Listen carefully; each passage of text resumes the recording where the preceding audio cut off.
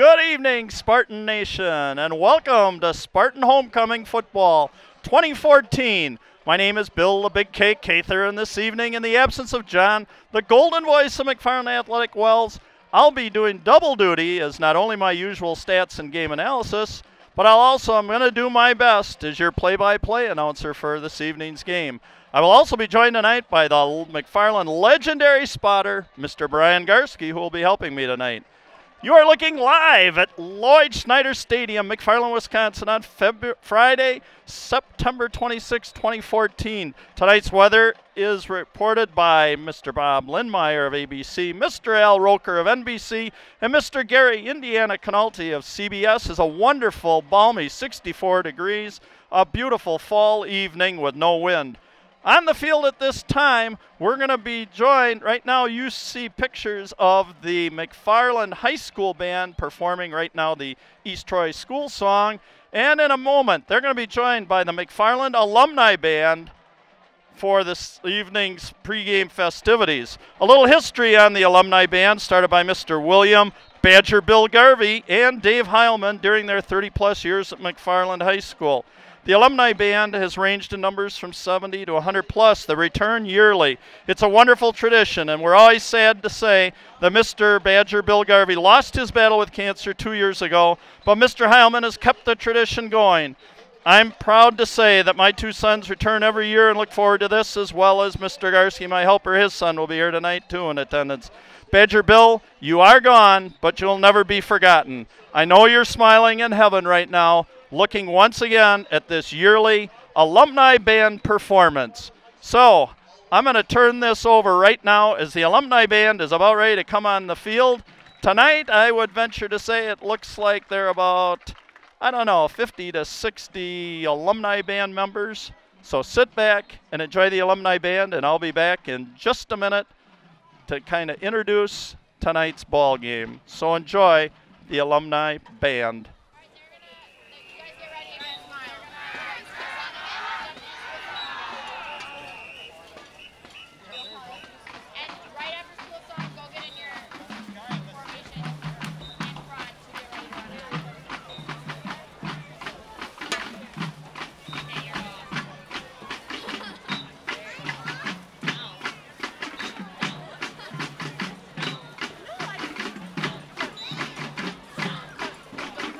First and foremost,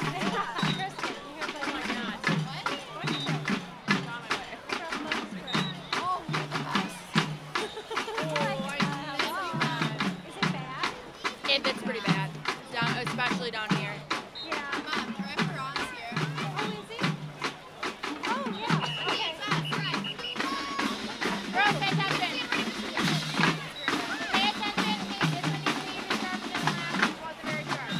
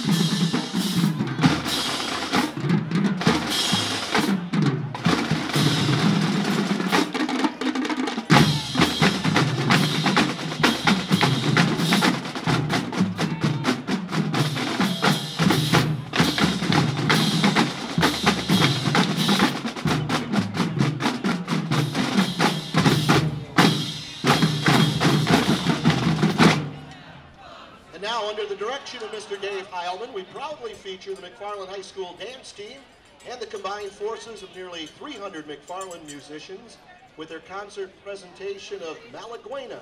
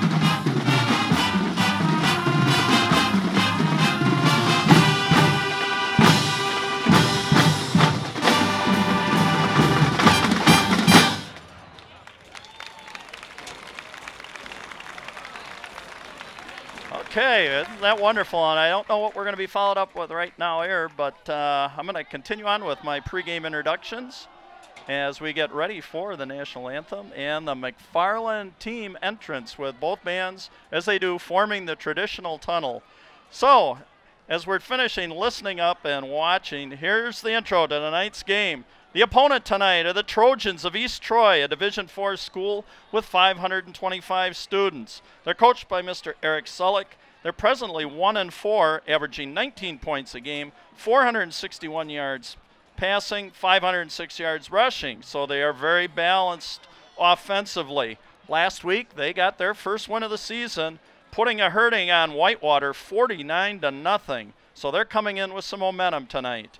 McFarland, a Division III school with 715 students, coached by Mr. Paul Ackley. Presently, they are 3-2, but 2-0, and presently in first place in the Rock Valley North Conference. They're averaging 15 points per game, 511 rushing, and 391 passing. Common opponents so far this year for both teams. Against Clinton, McFarland won a 7-6 squeaker, and East Troy lost 28-6.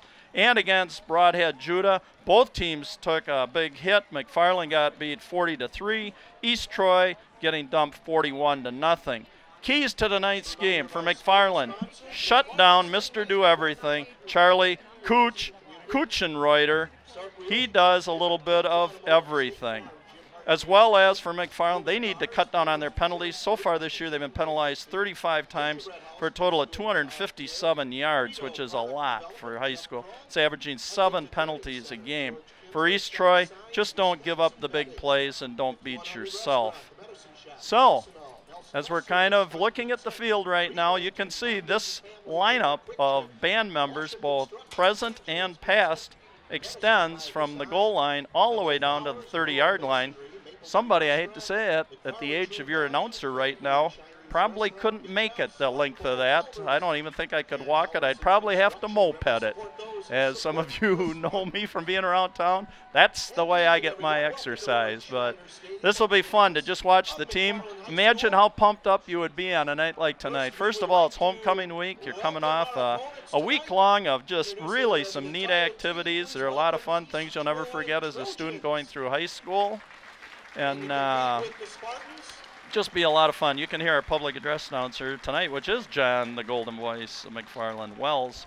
kind of making a nice little introduction to the East Troy Trojans. Part of our whole sportsmanship thing here, which is really a nice touch. We try and do that. And we're getting ready. This will be a lot of fun to watch the Spartans charge down that entire length. And we are introducing right now the starting lineups. And I can't see enough of the numbers to be able to do that. So maybe we'll just go back to John Wells and see if you can hear him.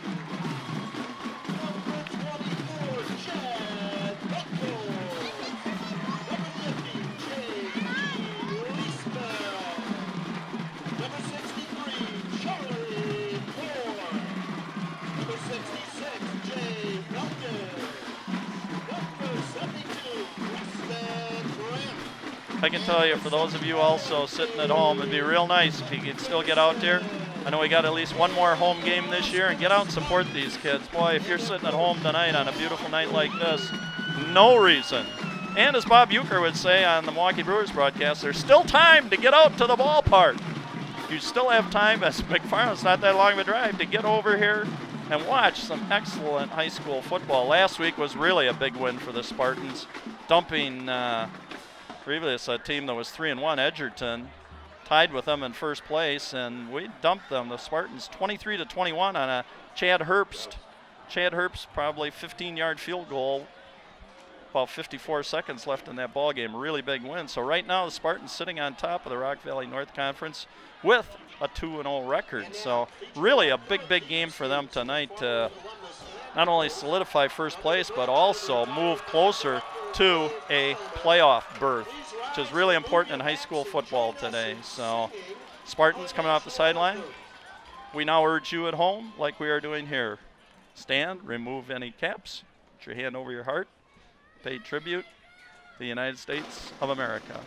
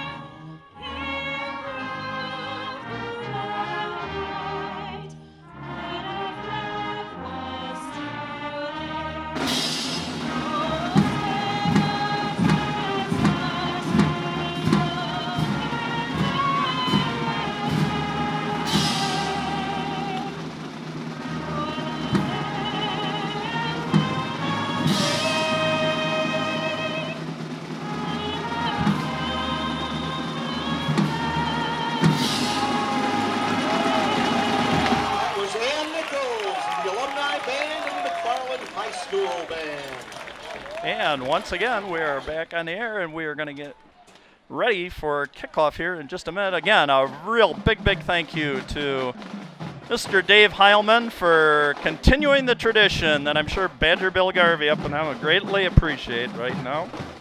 And a special place in people's hearts tonight every year at this time, and that a lot of hugs I see going on down there right now with Mr. Heilman, thanking him for continuing this tradition. And big thanks for all those kids and some who are now parents and whatever else who have progressed to other ways of life for coming back and showing just how much they appreciate their experience here at McFarland High School. So right now it's time. Grab your favorite drinks or snacks, get settled back on your favorite chair or on your couch, and enjoy McFarland Homecoming Football 2014. And again, I want to thank very much, in the absence tonight of the golden voice of McFarland Athletics, John Wells, who usually does the play-by-play for you here.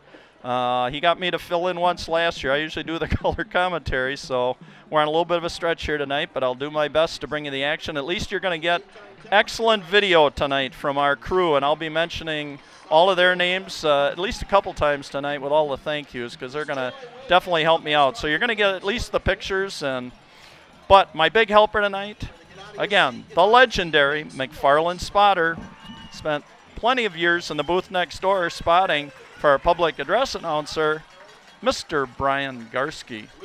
So thanks, Brian, a lot. We've got Will Islandsea teeing the ball up for East Troy. Okay, 21 would be Grayson Wilson. Earlier this year, he returned 91-yard touchdown, I believe, in the second game of the year. And number 2, Ryan McDonald, 5'11", 175-pound junior.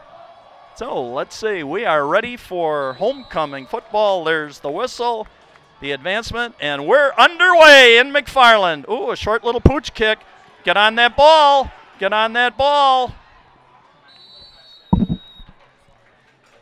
Boy, those are the kind, Brian. Okay. Covered by number 32. I'm going to flip this over. Number 32. Truett Kent. Okay, we're at the 26-yard line. Ryan McDonald on that recovery. Spartans coming out. 1st and 10 from their own 26-yard line. Coming out, Colton Richter. Probably be back in the shotgun. Colton Richter so far this year, completing 43% of his passes.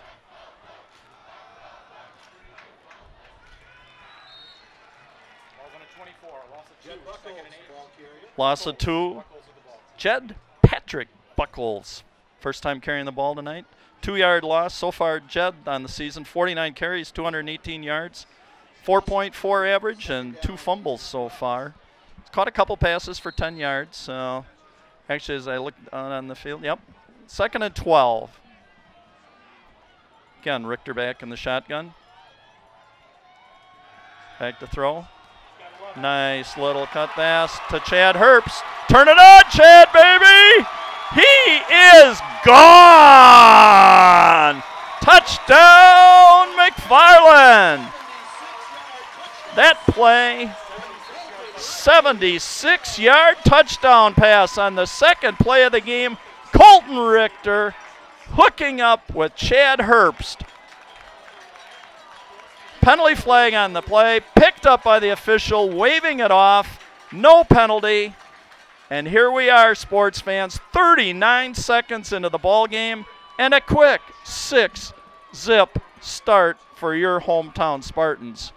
What a great start for McFarland, because earlier this year they have struggled a lot offensively, and it was just last week, basically against Edgerton, where this offense really started turning around. A lot of nice versatility with the play calls, mix and match, passing and running the ball.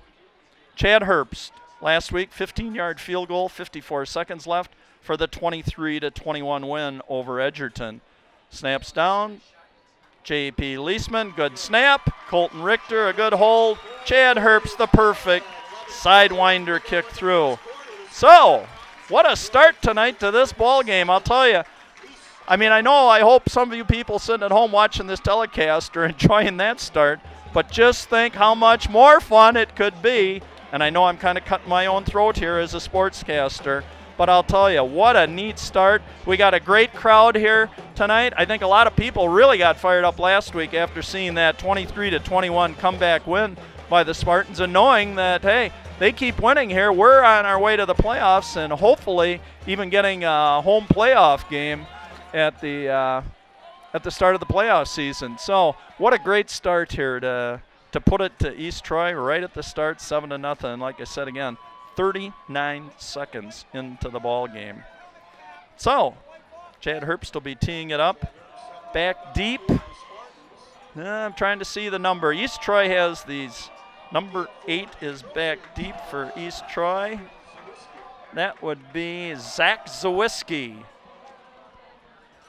And Zach Zawiski is one of their leading receiver so far this year. He's got 2 touchdown passes. So he can be a threat. Let's see if Chad, he most of the time will bang it through the end zone. Well, a little short on this one. 5-yard line, picking it up. Heading left, good pursuit. Excellent pursuit. First man down. Number 4, Mitchell Brooks. What great hustle. That's excellent. Ball on the 18-yard line. And let's see how the McFarland defense, 19-yard line. Okay. And here again, I'll be making some corrections as we go along. I said first time shot kind of doing, well, actually second time. I did last year for John when he was 6. So we're doing our best here. All right, rolling right. Intercepted! Intercepted by Ryan McDonald. Back to the 8, the 7-yard line. What a start for the Spartans. Kutchenreiter, first passing attempt on the first play of the game. So far this year, he's thrown 6 interceptions. That would be his 7th interception on the year. So, boy, that kind of continues. That's 7 interceptions and only this, their 6th ball game. So, boy, a real opportunity here for the Spartans to get off to a quick start. And what a great homecoming game this could turn out to be if they can get this going. Boy, this is a stacked tee. Run, they got, yep. Jed Buchholz on first down, about 2-yard gain down to the 5-yard line. We've got 2nd and goal from the 5, probably 5.5-yard line, if we're going to be exact tonight. Don't want anybody looking at home going, wait, it's not on the 5, it's the 5.5. So we'll try and be exact with this. Boy, really big.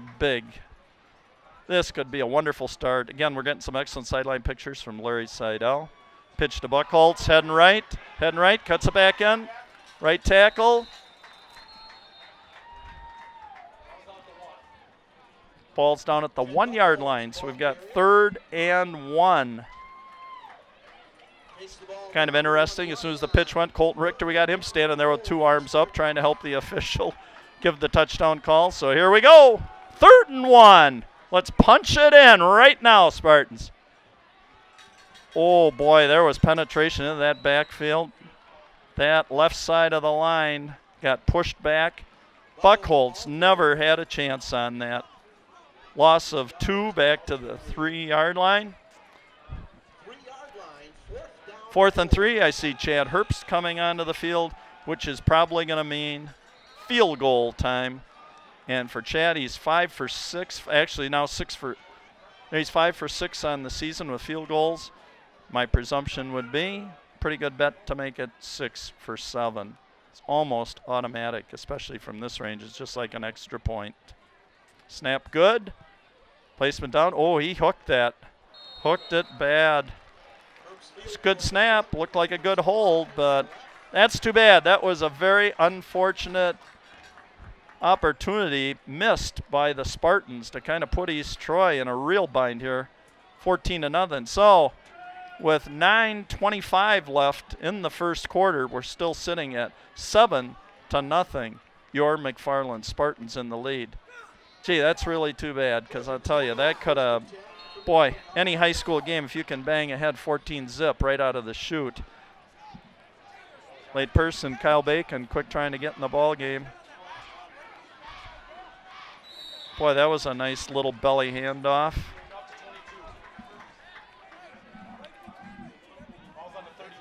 The runner was Nate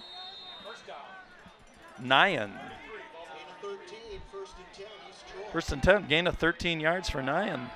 Very good. I'm sure most of the time McFarland was looking for Kutchenreiter to just keep that ball, which he's done a lot in the past. Handoff again, up the gut. Boom, buried in the backfield. Stuffed in the backfield. Charlie Moore in the backfield, a National Honor Society candidate. Charlie's got a lot more than just football going for him, as well as a very heady basketball player also. 2nd and 12. Kutschmeyer handing the ball off, up the gut, right over center. Not much running room.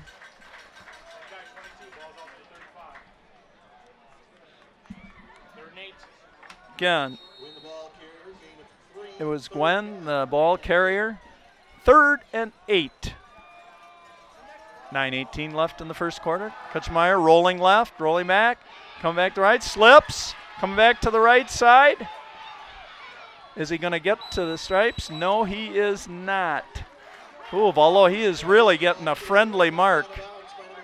Very friendly mark from that official I'll tell you, if we could see that on replay, that's going to almost make this measurable. And I'll tell you, from my vantage point, as we saw that, that wasn't even going to be close.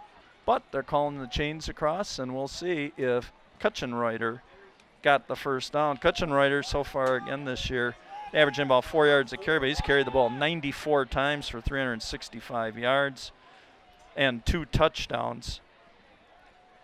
So we'll see what happens here with this measurement. It'll be very interesting to see if they don't make it, if East Troy is going to roll the dice and go for it. They're on their own 43-yard line. First down.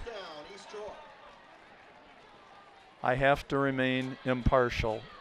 Well, however, I guess I don't have to, because if I lose this job, so what? So we're going to be a little impartial. That was a very, very, very, very, very favorable mark by the sideline official over here. But whatever. Play on. They're still at the 43. Time for McFarland defense to step it up here and put a stop to this East Troy drive. Especially East Troy probably coming back with a little momentum after that missed field goal by Herbst, and still only one possession away from tying this game. Snap to Kutchenreuter, rolling left. Passing the flat. Number 8. He's out to midfield. Okay, that pass was complete to Zach Zawiski. 2nd and 4. 6-yard gain. Zawiski so far this year, 16 catches, 141 yards, about 8 yards a carry, and 2 touchdowns so far. Zawiski had a couple of touchdown passes in last week's 49-0 victory over Whitewater. 2nd and 4.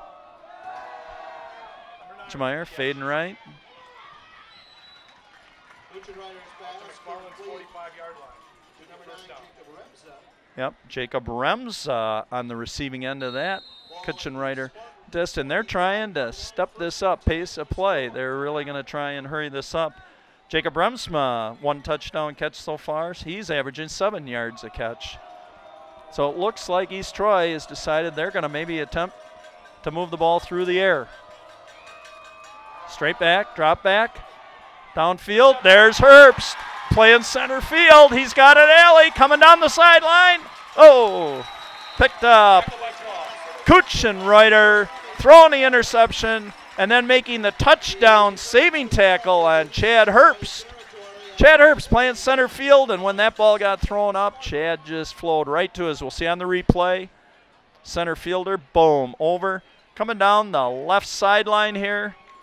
And if it wouldn't have been for Kutchenreuter, Chad Herbst might have had himself 6. We've got a little laundry on the field. I've been informed by my legendary spotter, Brian Garski, who I'll be thanking throughout the evening here. So we're seeing what they're bringing back for.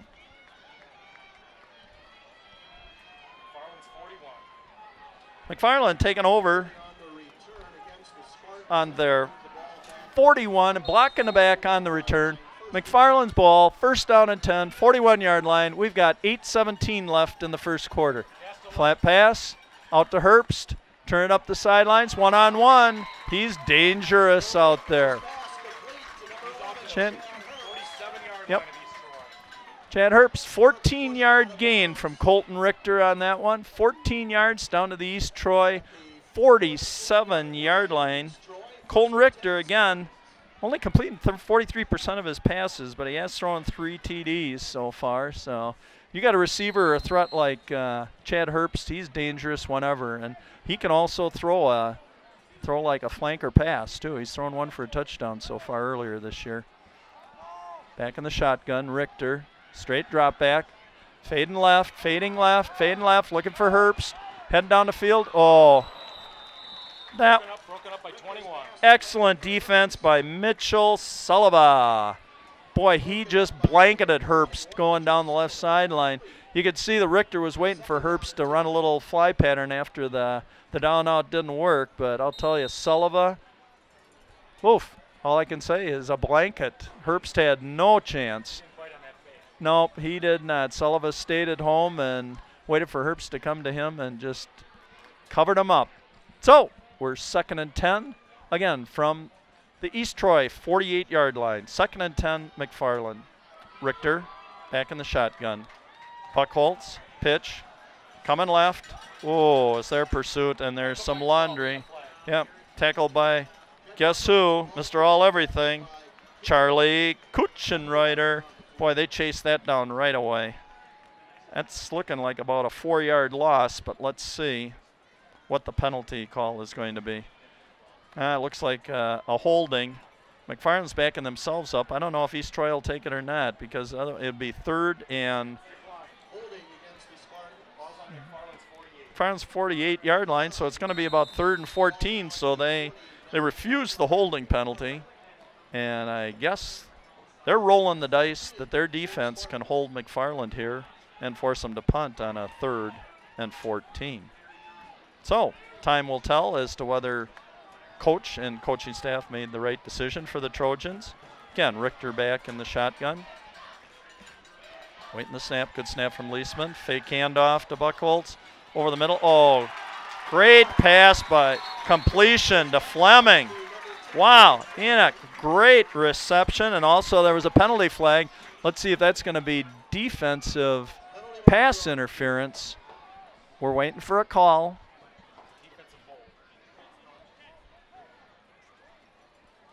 We are still awaiting the call. Otherwise, that was about a 23-yard completion. Decline, 23-yard completion. Richter to Fleming. Ball on the East Troy 30-yard line. First down, McFarland. What a great pass and great reception, even despite the pass interference. Buckholz again, finding hard sledding, a 1-yard gain. It'll be 2nd and 9. We've got 7 minutes. We've just got underneath the 7-minute mark here in the first quarter. Spartans leading 7-0. Nice job, still trying to mix it up. I'll tell you, they're having a hard time running the football tonight. Most effective things have been the Richter aerial show so far tonight. He's done a real nice job so far. He's 3 passes for 113 yards. That's a little big just because, Richter, somebody didn't follow the play there. That was a little mix-up. Tackle made by Jason Dopke, 5'11", 186-pound senior from East Troy. Yep, Richter on that, about a 3-yard loss. So we're looking at 3rd and 11. A little mix-up there on the play call. Richter came left and looked like he wanted to pitch the ball, but nobody was actively looking for that ball. So big 3rd down play again here for Colton Richter and the Spartans, trying to keep this drive alive and keep it moving. Sitting on the 36-yard line of East Troy. Richter back in the shotgun. Draw play. Boom, buried. Nope, did not fool anybody, as the legendary spotter just said. And maybe you'll hear his comments once in a while. Loss of 4 for Buckholz. Tough sledding tonight, 4th and 16 for the Spartans on the ground. Really having a hard time. It looks like actually both teams are having a hard time on the ground tonight. Not a lot of yardage. It's mostly come through the airwaves tonight. So Spartans getting ready to kick. We got Chad Herbst going back in punt formation. Chad's averaging 37.3 yards a punt. Little rugby style kick, hoping to get the ball down and get a little bounce. And number 8, Zawiski lets it bounce into the end zone. Touchback, first down, East Troy with 4:57 left in the first quarter, and McFarland ahead 7-0. Let me quick get in some thank yous here to our helpers tonight. Eric Redding, cable coordinator, and here are our helpers tonight. Andrew Day, Ben Becker, Ryan Denzer, Justin Janis, Larry Seidel, your sideline camera, Chase Irwin, and Jordan Wett. Thanks, guys, a ton. I'll mention your names again. Can't do this without you guys. Greatly appreciated. Kuchenreiter, handoff. Gain of 2. We have 2nd and 8. 2nd and 8 for East Troy. 4:40 left in the first quarter. This could be a big stop for the Spartans right here. Then they could probably get some very nice field position to come back at East Troy. Snap in the shotgun, back Kuchenreiter. Kuchenreiter goes up the gut, very little yardage. Got about three yards. We're at 3rd and 5 again. Tough sledding on the ground for both teams. These lines are really being pressed for openings. The linebackers just filling every gap that's up there. Kuchenreiter there, he's going to be real close. Sideline official coming in. It's going to be spotted right on the 30-yard line, so we may have a measurement coming here. Yep, official's holding up a fist, which means he's calling it 4th down, just short. East Troy coaching staff, I'm sure. No, they called a timeout. I'm actually surprised, Brian, that they maybe didn't just ask for a measurement, because you could do that and save the timeout, but guess they viewed that as important. Make another quick announcement here. We got McFarland Cable, channel 982 TV, is a function of the village of McFarland and is producing these high school sports as a result of a community survey and fan interest indicating viewers like you at home, as well as the fans who are here in attendance, desired this type of programming. Cable 982 is not funded through tax dollars, so please let your village officials know by way of an email, phone call, etc., how much you enjoy these quality productions. Positive efforts of our McFarland youth deserves to be recognized in all forms of the media, State Journal, Thistle, and Cable 982. Once again, thanks for all your support. Cable Channel 982. All right, back to action. East Troy going to roll the dice here, unless they're going to try and draw us offside. Inches to go. Kuchenreiter. He's got it, but I can tell you, not by much. He got about 2 yards on the carry. Big gamble for East Troy early in the game. I guess they probably gained enough confidence off that missed field goal, and knowing they're still down just the one possession, said, hey, we want to keep the ball in our possession. 3:45 to go in the first quarter. Ball on the 32-yard line of East Troy. 1st down and 10. We got whistles. We got a stoppage of play. Okay, now we got the clock rolling again. Kuchenreiter back in the shotgun. Handoff up the gut.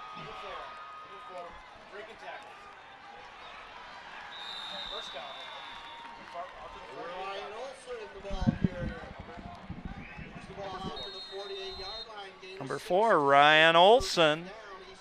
Excellent gain on that, about a 15, 16-yard gain for Ryan, 1st and 10. Hand off to Olson, going right up the gut. Whoa. He got about 12 yards on that. 1st down at the McFarland. They are going into the hurry-up offense. I'm going to have an interesting time here trying to keep up with this. This is like watching the Oregon Ducks in college football, trying to keep up with it. Okay, here we go. Or Chip Kelly's Philadelphia Eagles. Hurry-up offense again to Olson. We are running it right off the left guard. They just keep pounding it in there. 2nd and 1, 9 more yards for Olson. He is just pounding it. And again, McFarland needs a stop. Got to plug that hole. What do we have? A McFarland timeout. I think that's probably a very good call because there were 3 consecutive runs, 16, 12, and 9 yards by Ryan Olson. And I'm going to bet that Ryan Olson's older brother was probably Miles Olson. Was a very, very excellent athlete himself at East Troy over the years. He was there from, I believe, 2007 to 2008 to 2012 he graduated. He was part of those excellent East Troy basketball teams every year that won conference every year in that. He was the starting quarterback as a sophomore himself. So we now have Ryan Olson, Jr., 5'7", 198 pounds, who's just put together 3 really big runs here. So good timeout from the Spartans, kind of get a little organized, catch your breath. Again, you get a little winded when a team just keeps coming at you like that, and that was just straight power football. So let's see if McFarland has an answer for this. 2nd and 1, ball at the 33-yard line. Kuchenreiter. Didn't hand it off, but I think he got enough. We're going to see.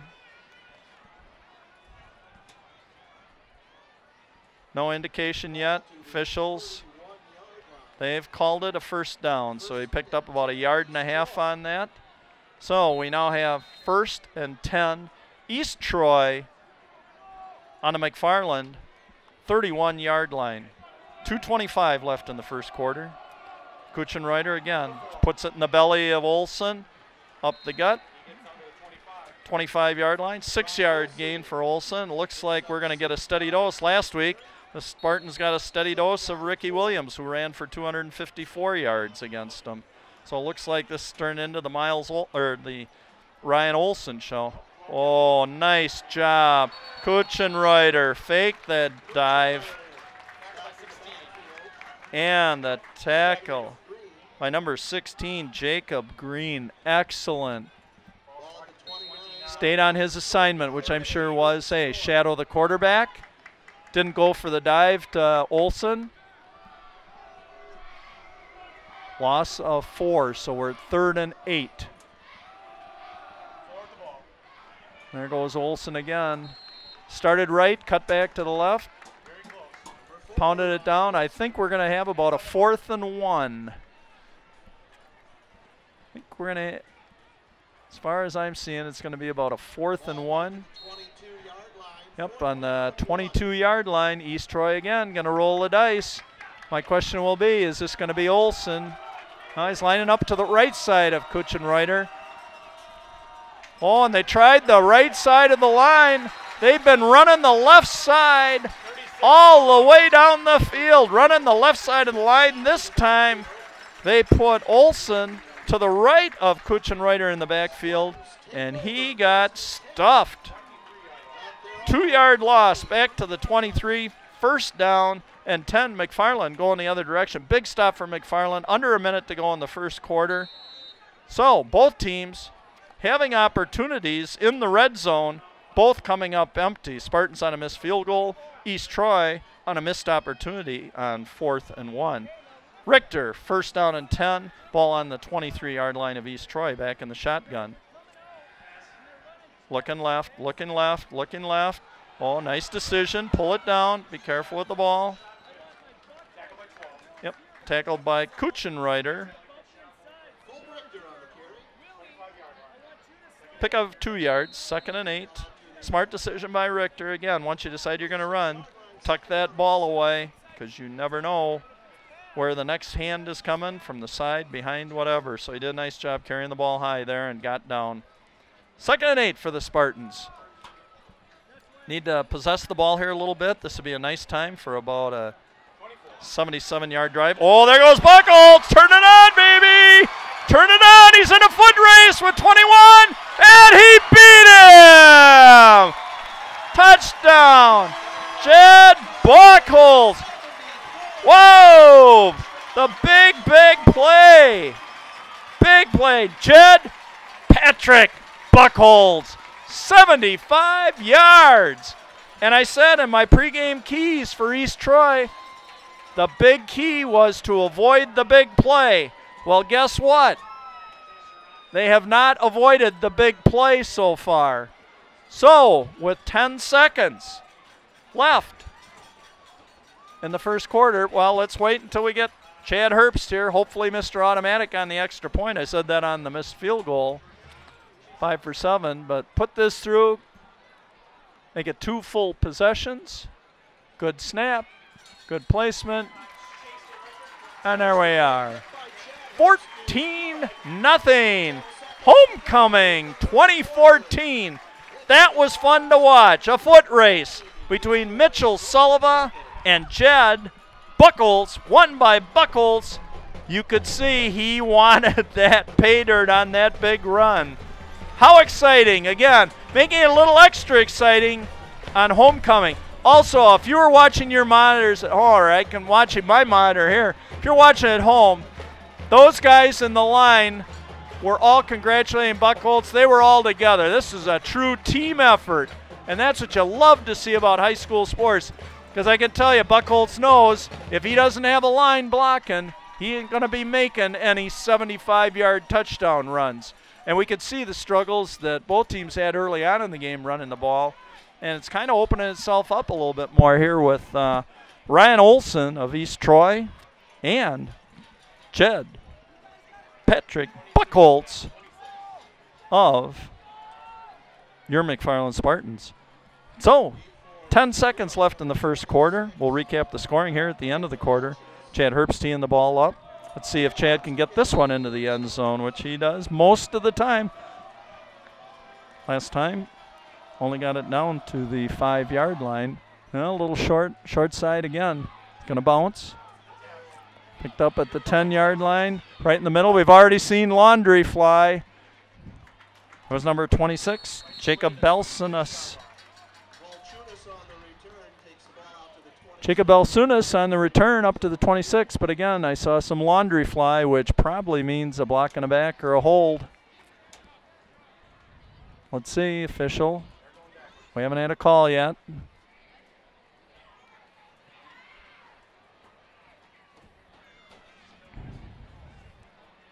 Okay. Plug him below the waist. Take that ball back. Another 10 yards. 15 yards. So we're back. First down and 10. 1 second left in the first quarter. First down and 10 from the East Troy 14-yard line. Kuchenreiter in the shotgun. Coming right off right tackle. Stuffed in the backfield. About a 1-yard loss. Boy, I'll tell you, McFarland's really bottled up Charlie Kuchenreiter. I mean, he's been Mr. East Troy's Mr. All-Everything, passing, rushing, everything, and they basically shut him down. 14-zip at the end of the first quarter. Let me just give you a little recap here as to what happened in the first quarter. McFarland took the lead at 11:21, only 39 seconds into the ball game. Richter hit Herbst on a 76-yard pass completion. The extra point was good. The score, 7-0 McFarland. And then, with just 10 seconds remaining in the first quarter, Jed Buchholz took off on a 75-yard scamper, outrunning Mitchell Salava in a foot race. 75-yard touchdown run. Chad Herbst on the extra point. For our score, as you see it right now, 14-0. Excellent homecoming start. Fun game for the fans here. Everybody's enjoying. We got the band getting into it with music.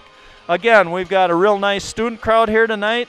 I think we've got several alumni that have decided to stick around for the game. And as I look down to my left, we are full in the bleachers on the McFarland side of this section, all the way down to my left and my right. We got a full house. Kuchenmeyer rolling left. Kuchenreiter coming on the run, cutting it up. Be careful. Good low tackle by Michael Beam, but Kuchenreiter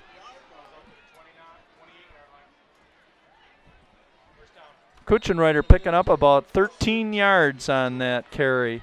Got to be a little careful about letting him get outside. He is a threat. Again, he's East Troy's Mr.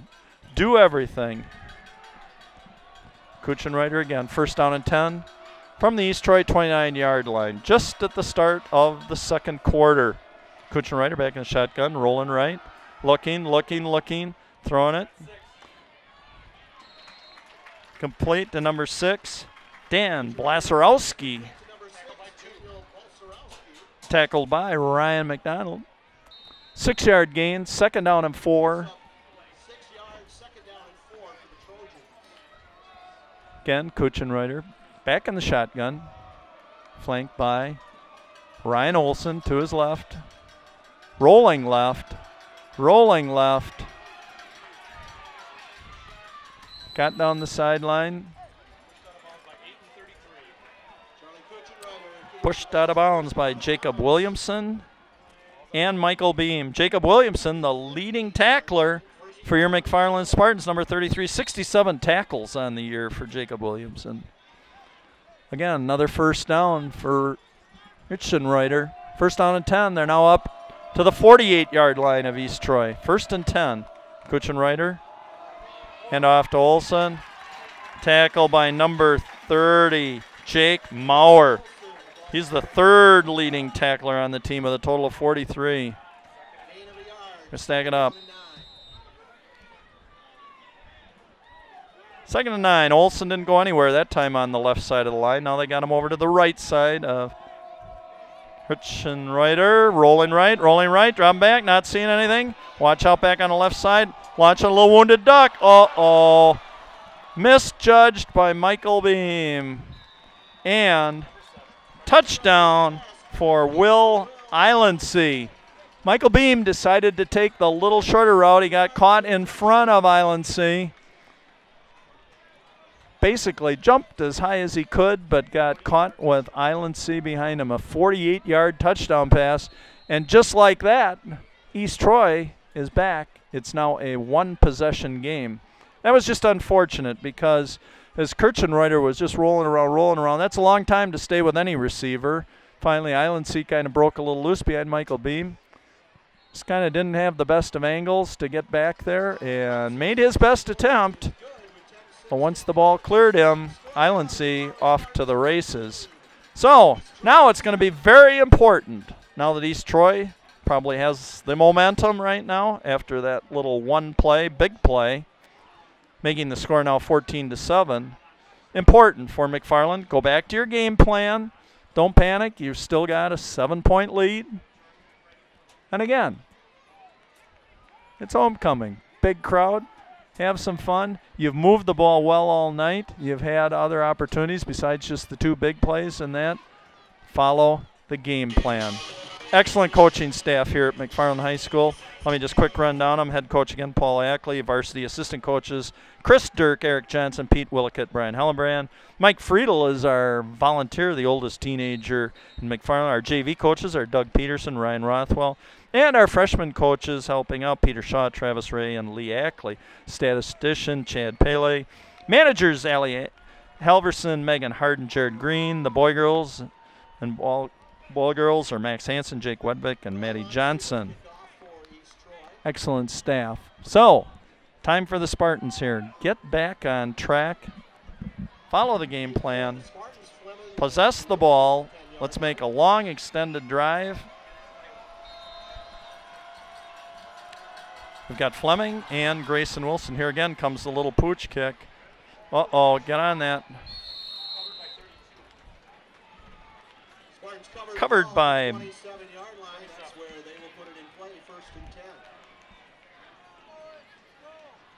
Okay, I think what McFarland's going to have to do on these future kickoffs is probably move everybody up. It appears that East Troy is not going to be kicking that ball deep, so we need to make a little adjustment. I'm sure they will at halftime, if not earlier, with that kick receiving team and get them up a little closer so we don't have that ball dangerously dropping into that little open area. All right, first down and 10, 27-yard line. Richter back in the shotgun. Oh, fly sweep.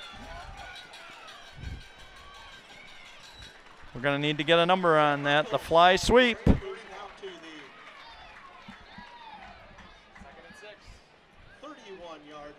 Ryan McDonald, 4-yard gain. Fly sweep. That was not Gordon running that for Wisconsin. However, that was our version of Ryan McDonald running it. All right. Keep going, Spartans. That's all right. Good little first down gain here. Richter again back in the shotgun. And snap, handoff to Buchholz, going up the middle, right off left guard. Like about a gain of 4. So, and the scoreboard shows third. Okay. We've got third and let's call it 3.5 from the 34-yard line. Big play here for the Spartans.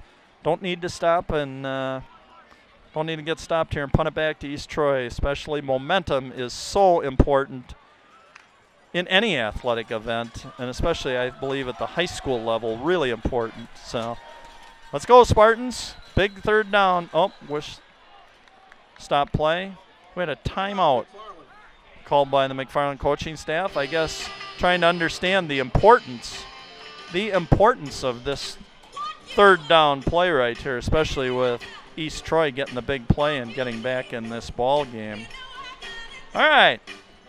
What I'm going to do, each week we said I've started a couple of new things. We've got a where are they now as well as a trivia question. So let's go with where are they now? All right, let's see. Here's the question. Name the 2011 McFarland graduate who was numerous times a Rock Valley North all-conference football, basketball, and baseball player, and who is now punting, kicking off, and place-kicking field goals for Northern Illinois University, and he also kicked against Florida State in the 2012 Orange Bowl in Miami. If you know the answer to that, I'll be giving it to you in a minute. All right, McFarland, big third down play. Third down and 3.5. Richter rolling right. Nice comeback. Excellent comeback by Chase Werwinski. 28-yard gain by Chase Werwinski. What a wonderful pass catch by Werwinski. He saw it was kind of a wounded duck that Colton Richter threw down the right sideline here. Werwinski had the defender's back turned to him, was able to come back and secure the ball. Excellent by Chase Werwinski. He made that play. First down, Spartans, 42-yard line of East Troy. Up the middle. Whoa, Ryan McDonald right up the gut. Right up the gut. Nice run. Wonderful blocking. Let's see if that was enough for first down. I don't believe so. About a 9-yard gain for Ryan McDonald. So we've got a 2nd and 1 at the 33-yard line of East Troy. Again, that line, 63 Charlie Moore, 50 J.P. Leisman, 66 Jay Velker, 72 Preston Brandt, and 74 Dane Mickelson, opening some real nice holes. Richter in the shotgun. Hand off again. McDonald going up the gut. Nowhere. He was stuffed by... Can't name the 3 or 4 East Troy guys that were on that. It's probably a loss of 1. We're now at 3rd and 2. 3rd and 2 again. Another big third down play. Coach Ackley trying to get a play in here to Fleming. Relaying to Colton Richter. 3rd and 2. Big play here. Don't want to come down here and get stalled. Want to convert this into points. Hurry up offense. Richter under center tried to just quarterback sneak it, and that went absolutely nowhere. Yep. So let's see what McFarland's going to do here. Send in some substitutions. They're on the East Troy 33-yard line. Got 6:58 to go here in the second quarter, and we have another timeout. Oh, we are going to measure. Wow, I didn't think it was that close. Boy, compared to some of the other calls that we've had tonight, though, I guess this doesn't surprise me. And I believe what Coach Ackley did was smart. Asked for a measurement, meaning it didn't cost him a timeout, but yet allowed him time to get some information down from the coaches up here in the booth and get in a 4th down and 1 play. Smart coaching. Smart coaching. So basically he got a free timeout there and a free chance to set up a very important play. You notice I like the word very. Seems like when I start saying it, I just repeat myself. But here we go, Spartans. Bring it home, Sparty. Boy, that line stack, pitch. Buckles going around the left end. Turn it on, Jed. He got the corner just enough. Just enough. He got the corner. Tackled by number 9, Jacob Remza. But Buckles getting the 3-yard gain. First down, McFarland. 8:44 and counting down in the second quarter. First down and 10 at the East Troy 30-yard line. Again, Bill Cather, the Big K Cather, doing everything tonight except for my excellent spotter. I couldn't do it without him, as well as the video staff. Coulter back in the field, shotgun. 1-step drop, throws, Herbst. He's trying to get it to Chad Herbst, running over the middle, and Chad, I think, he kind of went down pretty quick on that. I think he could see what was coming right there. He had a defender that was about ready to put a nice solid shot on him and just kind of got down with it. So, 2nd and 10, McFarland. Again, big drive here. Taking some good time off the clock. That's why if we can get another score on the board, get this up to a 2-possession game, very important. Richter back in the shotgun. Takes a snap from Leisman, straight back. Oh, here comes the screen pass to Jacob Green, right up the gut. Great call. Great call. With all the pressure that East Troy linesman pulling, getting in our backfield and that, just let them come strong, dump it over the top. 16-yard gain. Richter to Green. Excellent call. That was actually Jacob Green's second catch of the year. He had one catch for 18 yards coming in this. Maybe the screen pass is his specialty. So, your Spartans, first down and 10 from the East Troy 14-yard line. Richter rolling right, tucking the ball. He's got an alley. I think he's going to get in. He does get in. Coming down the right side. Excellent decision. Excellent. He could have cut that ball up inside and probably been tackled around the 5-yard line, but set up the blocker. Let's see this on replay. Look at him rolling. Makes up his mind, tucks the ball. Look at number 16, Jacob Green, who just did the screen pass, getting the very crucial, important a second down, first down, and now Jacob Green helping his teammate out, getting the touchdown, putting the block on the cornerback. Excellent job. And a nice drive, Brian. Nice drive.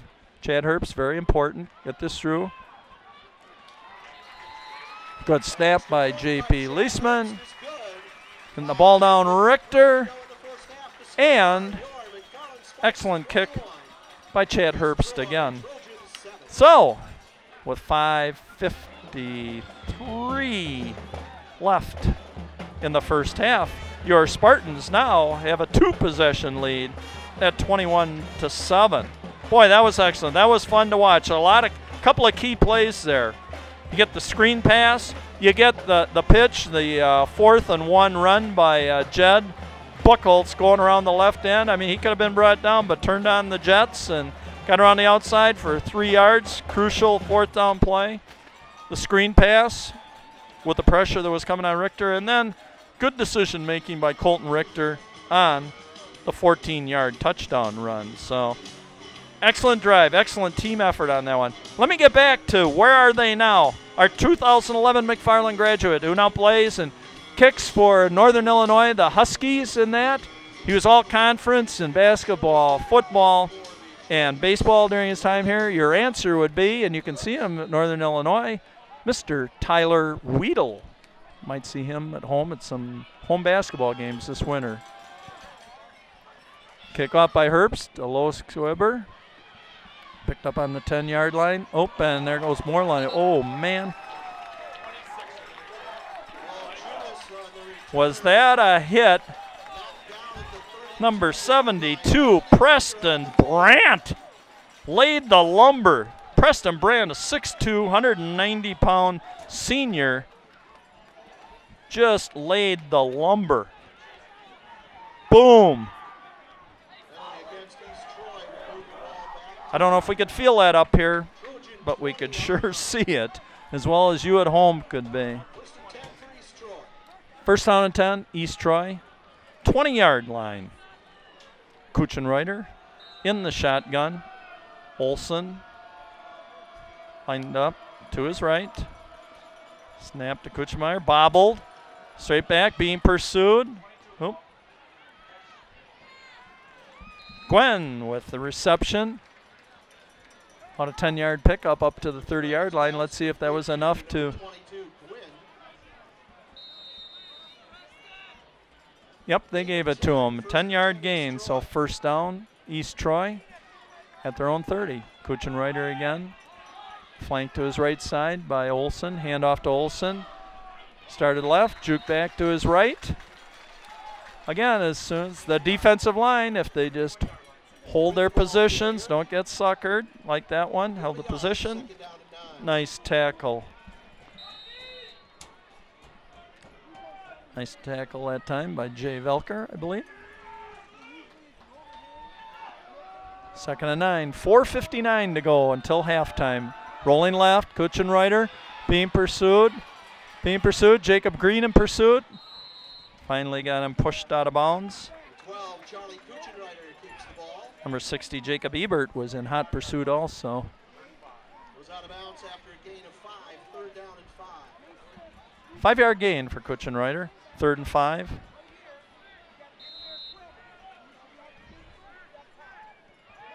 Clock stopped at 4:50 until halftime. Kuchenreiter flanked again by Olson on his right.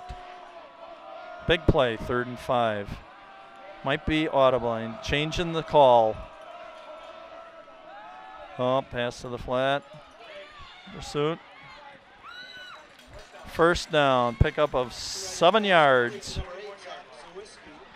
Pass complete to Zawiski for 7 yards. Again, Zawiski's their leading receiver with 16 catches on the year and 2 touchdowns. He changed the call at the line of scrimmage there. Must have seen some. They had trips left. Trips left, and what they did is Zawiski just dropped behind the other two that blocked for him and picked up yardage.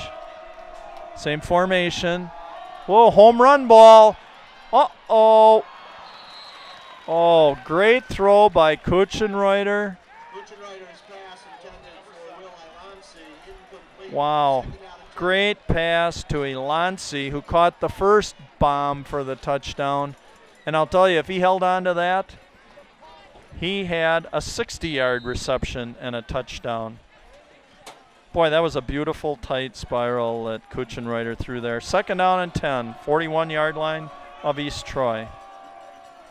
Rolling right, Kuchenreiter, pursued by Marr.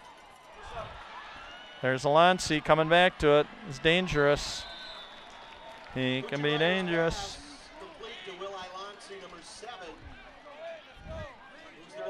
Boy, Alonsi, 32-yard reception for Will Alonsi. Kuchenreiter really starting to air it out here, and these are no little dip and dunks. He's starting to throw the ball downfield. Again, that was a little short pass. Alonsi came back, received it, and then made a couple of nice little jukes and got another extra, probably 7-8 yards. Kuchenreiter 1st down, taking in the shotgun, and he didn't hesitate a second. He just took off, running the right end. Boy, he went right away. There was no indecision. 9-yard gain for Kuchenreiter on 1st down, 2nd and 1. Boy, East Troy is marching straight down the field. Need a big stop here, maybe a turnover for the Spartans. Need a big play. Kuchenreiter back in the shotgun. Handoff to Olson. There we go. Good pursuit, but it is going to be a 1st down. Yep. Tackle by Williamson, but they only needed a yard, and he got 2. 3rd down and short. Oh, I'm sorry. They said he is a yard short. Kuchenreiter. Whoa! Big, big play by Williamson. Got into the backfield. Kuchenreiter on the carry, no gain. Williamson really made that play, and then it was finished off by, I'm going to try and get the number here. No, we got it too soon, but I can tell you, Williamson in the backfield made the initial hit on Kuchenreiter. Boy, I wish we could get the number on whoever finished him off, because boom, that was a heavy hit. Here again, the timeout for a measurement is being used to give East Troy some extra time. And also, it appears to be stretch out a cramp of number 52, Josh Grenzia, center, 5'7", 191-pound senior. So we are at about 4th and about a half a yard. Big, big play here. Let's see if we can get some noise in the crowd that you might be able to hear at home. They're spreading it out. We got trips left. Olson in the backfield along with Kuchenreiter. We need penetration again by the Spartans. It looks like they're coming. And Olson just got enough. Boy, Spartans stacked it up on the inside, but he had just enough of a gap on that right side to squeeze through there. 1st down and 10, East Troy. 2:50 left in the 1st half. Boy, again, some great sideline pictures again tonight by Larry Seidel. Excellent, Larry. Just keep it going. We love it. Kuchenreiter going, yep. Back shoulder pass down the right side. Will Alonsi again. Back shoulder pass just went down about 9 yards. Kuchenreiter threw right to that back shoulder, stopped, took it in, and nice little 9-yard gain. Boy, that gives you so many different options when you get 9 on 1st down, because Now we're looking 2nd and 1 at the McFarland 9-yard line. Kirchenreiter back in the shotgun. Olson to his right. Kirchenreiter following Olson off right tackle. Pretty good defense there by the Spartans, but he's going to pick up the first down. And I'm going to say he's about down to the 7-yard line. It's like first down, East Troy. Minute 55 left in the first half. They're marching first down from the 7-yard line. 1st and goal. Kirchenreiter in the backfield. Right off right tackle and into the end zone. He wasn't even touched. He went untouched at 1:44 of the 2nd quarter. East Troy has crept back and made this a 1-possession game. Boy, that was interesting. I mean, he went 7 yards and untouched. I mean, if we were playing flag football, nobody would have even had pulled a flag out of there. Nobody was even close enough to get a flag out. All right, is the extra point by Will Lancey. Little high snap, high boot. Got it through with plenty of leg.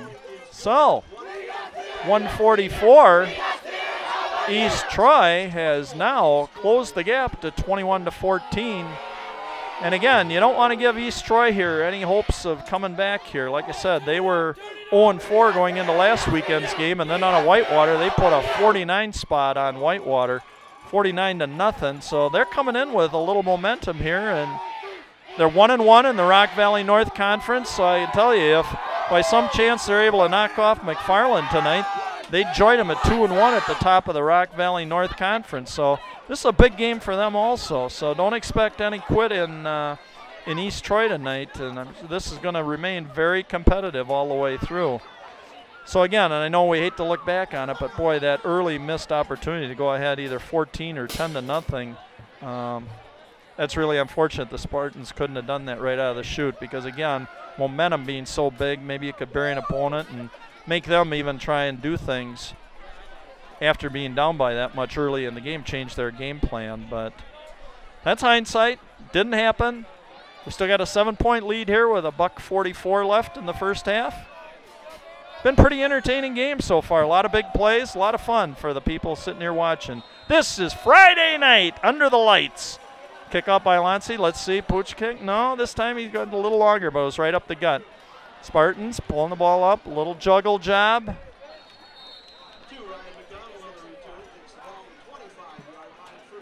Juggled by Ryan McDonald. First down, McFarland. It's going to be on their own 26-yard line. Minute 40 left in a very entertaining first half. I know we'd like to say that it could even have been more entertaining with some more Spartan scores, but let's see if we can put one more up here before halftime. Again, if Spartans can get a big player, get it down close, we got Chad Herbst. He's got a big leg. Richter in the shotgun. Rolling right, rolling right, rolling right, looking for the pump and go. Oh, nice little pattern. Nice pattern. Chase Rowinski, they sent Chad Herbst in a down, out, and down. Rowinski flew under the radar, came right underneath him as he cleared it out. Richter, nice first down play. Very nice. 13 yards on first down, plus they stopped the clock at 1:34. Excellent play call. Richter again back in the shotgun. Good snap from Leisman. Oh, East Troy covered that up. Smart decision by Richter. Boy, they saw that. They covered that up. That was going to be pass out in the flat to Buckholz, and as soon as that ball was snapped, East Troy penetrated out in the flat. If Richter would have thrown that ball or tried to get it out to Buckholz, that was going to be 6 points going the other way, and we would have had a tie game here. So good decision making by Colton Richter. Pulled it down, didn't have anything on the right side, threw it away. Good job, Colton. Back in the shotgun. Straight drop back. Oh, nice pass. Boy, Chase Rowinski again, as he come up with some nice catches, and Colton Richter put that pass exactly where it needed to be, just on the inside. Yep, going to ground the ball here. McFarland has 1 timeout left, so wanting to save it. Just had him ground the ball on first down. Get over here. Get a play call down from the booth. Understand what they want to do. Boy, that was just lovely. And again, Wawinski not only looking the ball into his hands with a defender all over him, but then making an additional probably 8-9 yards after the catch. Nice job. Getting closer to field goal range here. Richter rolling right. Nice job. And again, get out of bounds to number 16, Jacob Green. His 3rd pass reception of the year. Green, we got, that was a 9. Oh. Yep, we've got a 3rd and 2, ball on the 33-yard line. Excellent job again, getting out of bounds for Green, stopping the clock. Basically got 2 plays here to get a first down and keep this drive going. Plenty of time left, $1:14 left in the first half. Richter rolling left, careful. Boy, that was terribly close to being intercepted by Nick Ruffalo.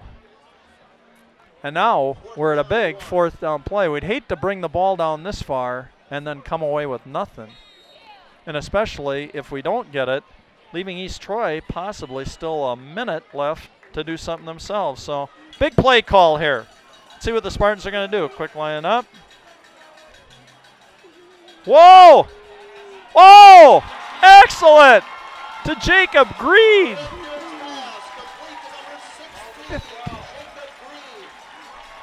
21-yard pass completion to Jacob Green. They lined up in a tight stack. Everybody thought we're going straight ahead, and they snuck Jacob Green out. East Troy defenders fell asleep. Jacob Green left all alone. Nice touch pass, Colton Richter. Didn't try to force it. Oh, timeout. McFarland's going to use their last timeout. We have 1:03 left in the first half. Big, big possession here for McFarland. Boy, with 7 points, looked great on the board, making it 28-14.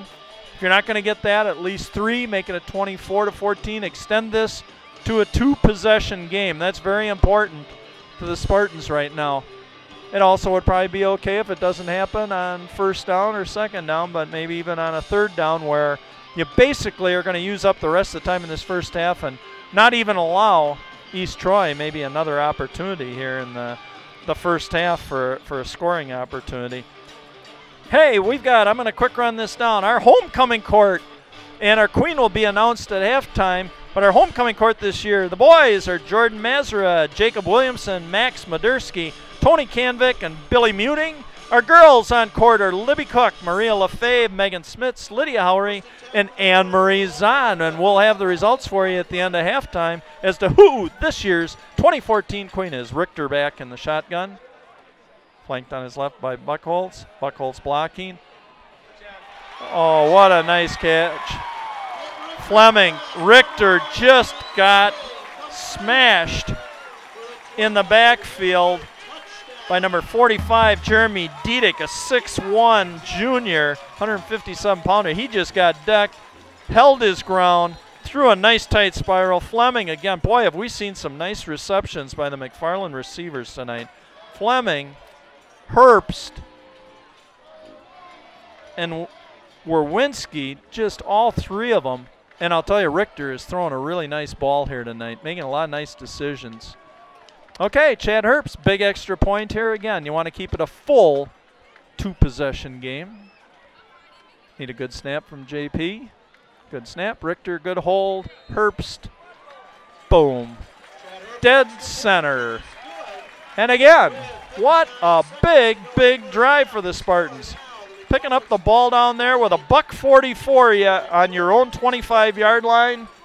And in literally 45 seconds, going the length of the field and getting a touchdown. That is just wonderful. So, as maybe you can hear in the background too, we got the band playing the McFarland School song. Hold it.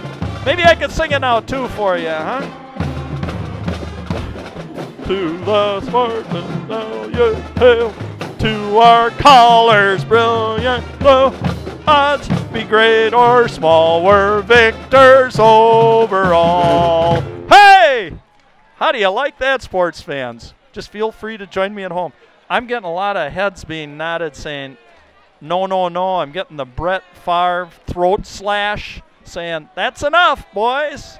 Hey, you know when you get John Wells out of the booth, no telling what I'm going to do here tonight.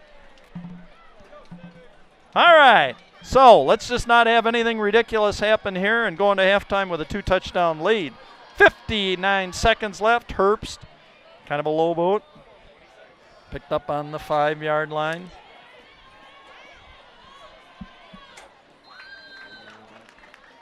It's number 26, Jacob Balcinas. Out to the 31-yard line. First down, East Troy. 52 seconds left till halftime. And again, we'll see if Krutchenreiter, Pooch as they call him down at East Troy sometimes, he's going to step back and try and air it out. We got trips left. He's rolling left. Here comes to the sidelines, overthrown. Evan Alsmo on the coverage. Good coverage on this side. And Evan Alsmo, Michael Beam, Chase Werwinski, and Ryan McDonald just blanketing this left side of the field, so the trips had no opportunity. Krutchenreiter, nobody to throw the ball to. Basically just out of bounds. 2nd and 10. Who knows? Maybe we get a stop here. They got to punt the ball. We have a mishap on the punt. Nope, Krutchenreiter just taking off right. I think we're going to probably run some time. Oh, Krutchenreiter still elusive, still elusive. He doesn't go down easy. Like I said, East Troy is here to compete. Nobody's quitting. 26-yard line, gain of 5. 3rd and 5. Krutchenreiter. Oh, we, I believe, had motion that time. I think we're going to have motion. They're going to lose the 5 yards they just picked up.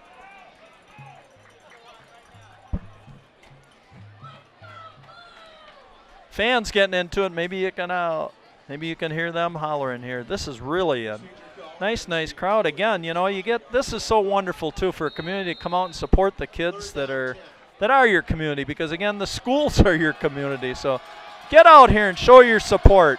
You see them in the store or the library, whatever, the mall, just tell them how much you enjoyed watching them play.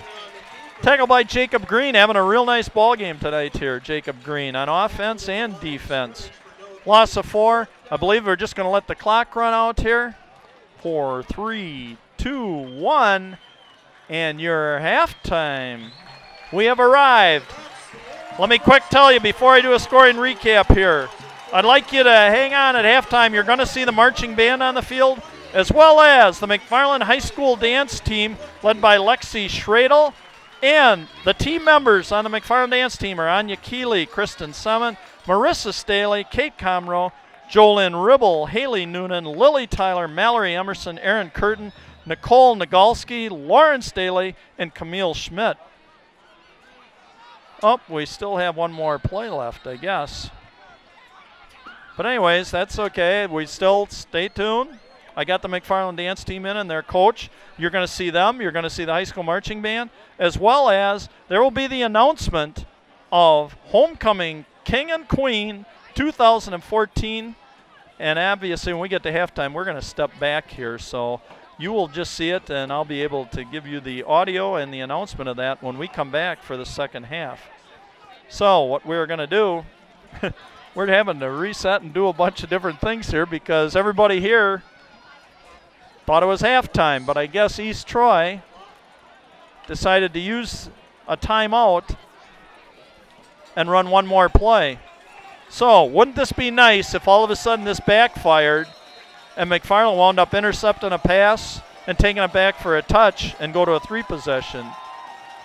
He's going down. Nope. Krutchenreiter. Mad scrambling in the backfield. Going to launch it. And incomplete. Intended for Will Islandsea. So now we're to the end of the first half. Now you can enjoy the band and the dance team and the announcement of the homecoming court. And I'll tell you what, I'm going to wait for the scoring recap when we come back at the end of halftime. So This is Bill, a Big K Cather. I'm going to sign off. Enjoy halftime, and we'll be back in a few minutes.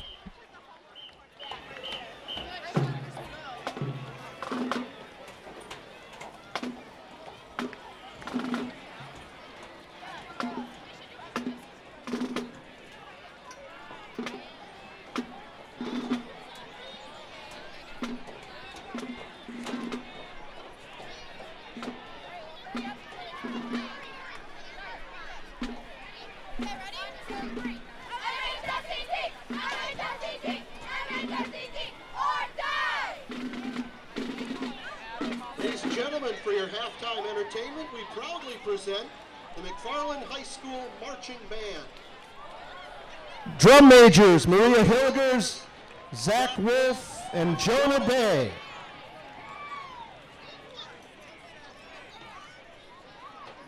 Is the band ready? Thank you, drum majors. Tonight on Homecoming 2014, the Spartan Band performs some of the most famous horror music of all time. Here's John Williams' Jaws and Night on Bald Mountain.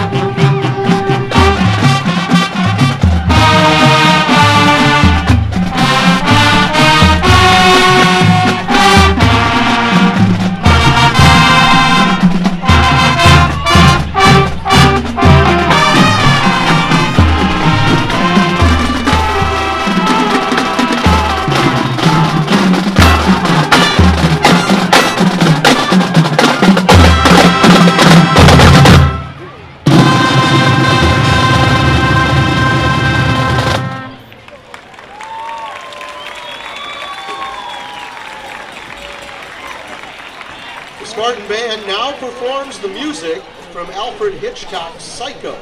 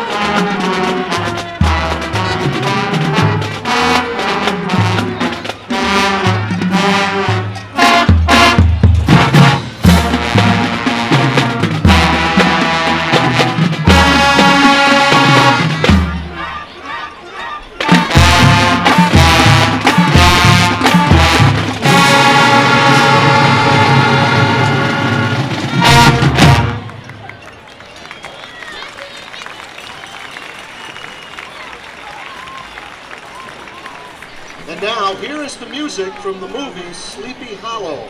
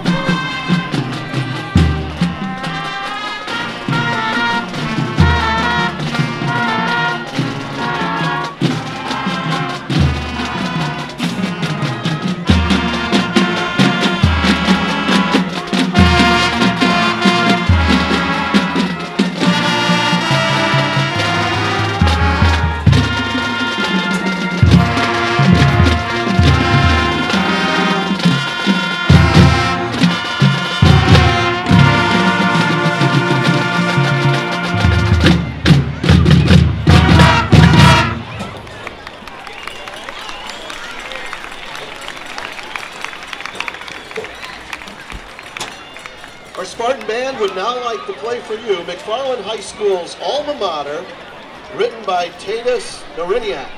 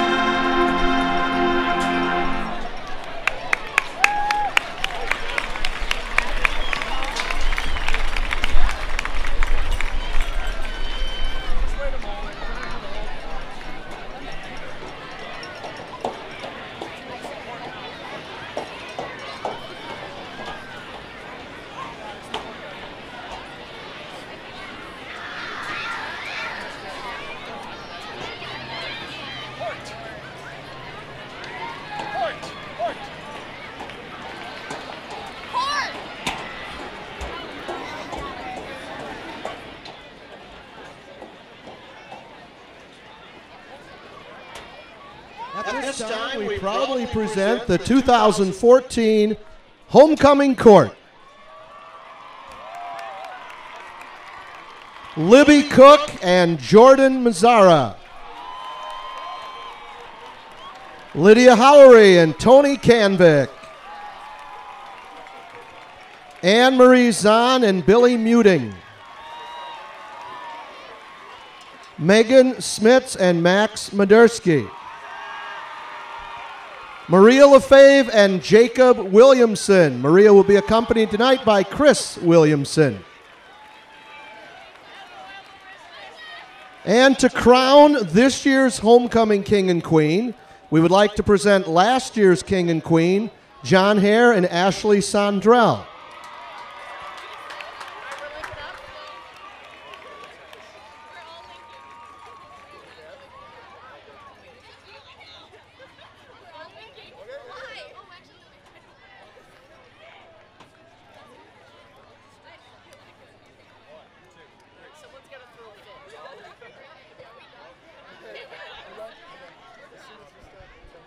And the 2014 Homecoming King and Queen are Jordan Mazzara and Maria Lefebvre.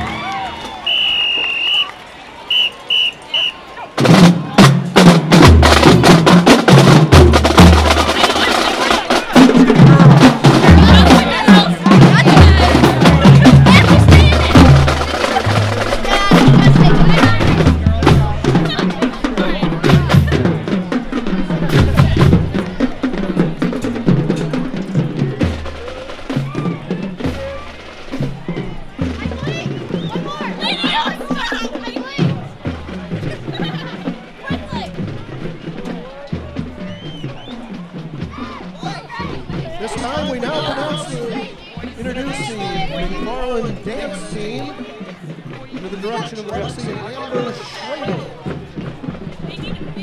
They will be performing to the song Wings.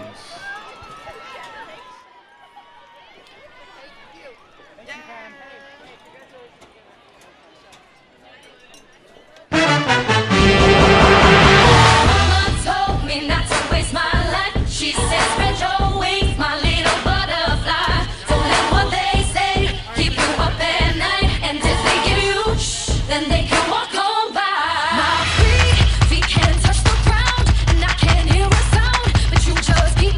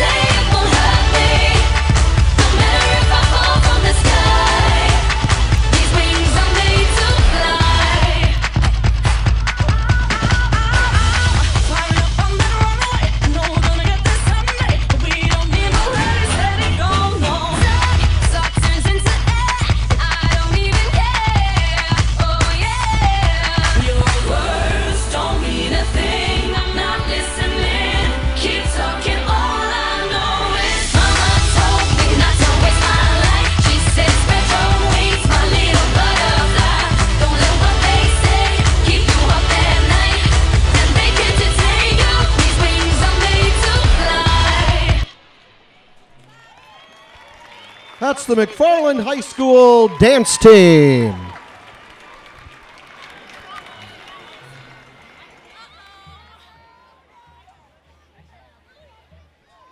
And again, a special thank you to our Spartan sponsors. They include the McFarland State Bank, in the community for 100, Hartman Agency, Gobin Cars, Farmers Insurance Group, the Michael Chandler Agency, Gingerbread House Preschool and Child Care, Credo Product Development, Huntington Learning Center, Shelton Signs, Wisconsin Bedding, 5100 Restaurant, The Medicine Shop, Fastenal, Nelson's Bus Service, Spartan Pizza, Green Lantern, Monda's Family Hair, Quick Trip, Washa Construction, Angelo's Pizza, Dentistry by Design, Fellow Flowers, Rural Masonry, Maple Tree Restaurant, McFarland True Value, Main Moon Chinese Restaurant, The Beach House, Spartan Bowl, Culver's and Halverson Construction, and a reminder to support those who support Spartan Athletics.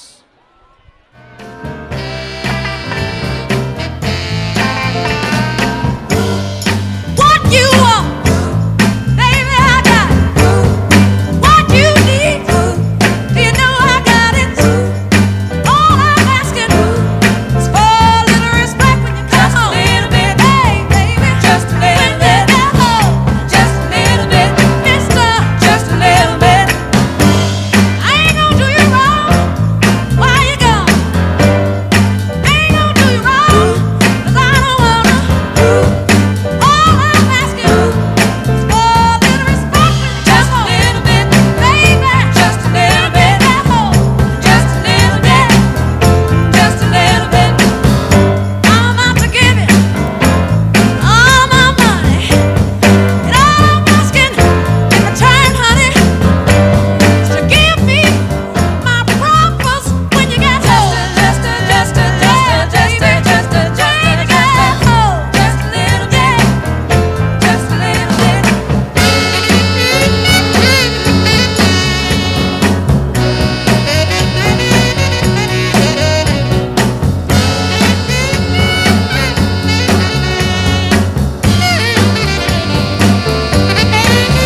Ooh, your kisses, sweeter than honey. And guess what? So is my money. All I want you to do for me is give it to me when you get home. Yeah, baby, whip it to me. Just a little bit now, just a little bit. R-E-S-P-E-C-T, find out what it means to me. R-E-S-P-E-C-T, T-F-T-C-T. Sock it to me, sock it to me, sock it to me, sock it to me, sock it to me, sock it to me.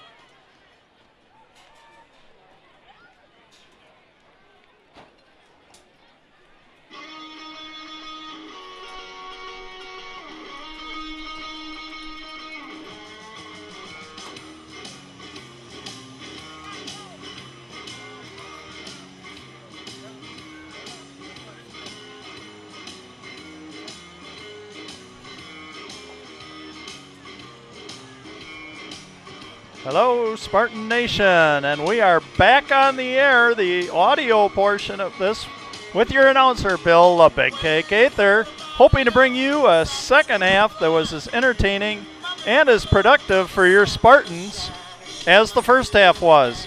Let me just run down the first half scoring. At 11 minutes and 21 seconds, only 39 seconds into the ball game, Colton Richter found Chad Herbst on a 76-yard pass completion. Extra point was good, giving McFarland a 7-0 lead.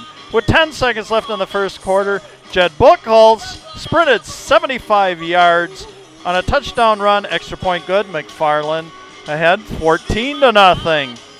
When we hit the second quarter, East Troy came back on a 48-yard touchdown pass from Charlie Crutchenreuter to Will Ilanci, making the score 14-7. However, Back came the Spartans with 5:53 left. Richter on a 14-yard run around the right end into the end zone. Herbst with the extra point, making it 21-7 McFarland. Then at 1:44 until halftime, Charlie Kutchenreuter,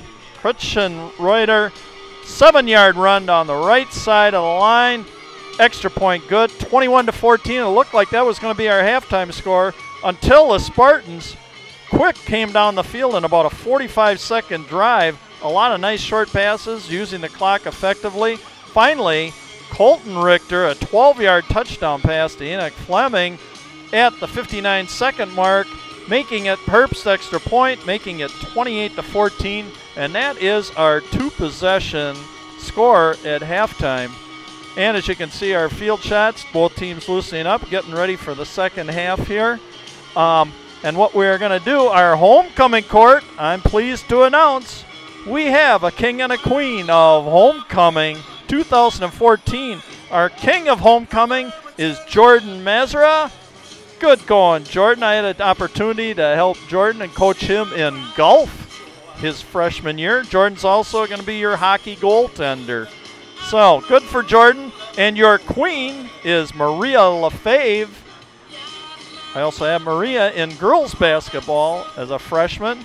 So, real nice combination. Jordan Mazara, Maria Lefebvre, your king and queen of McFarland Spartan Homecoming 2014.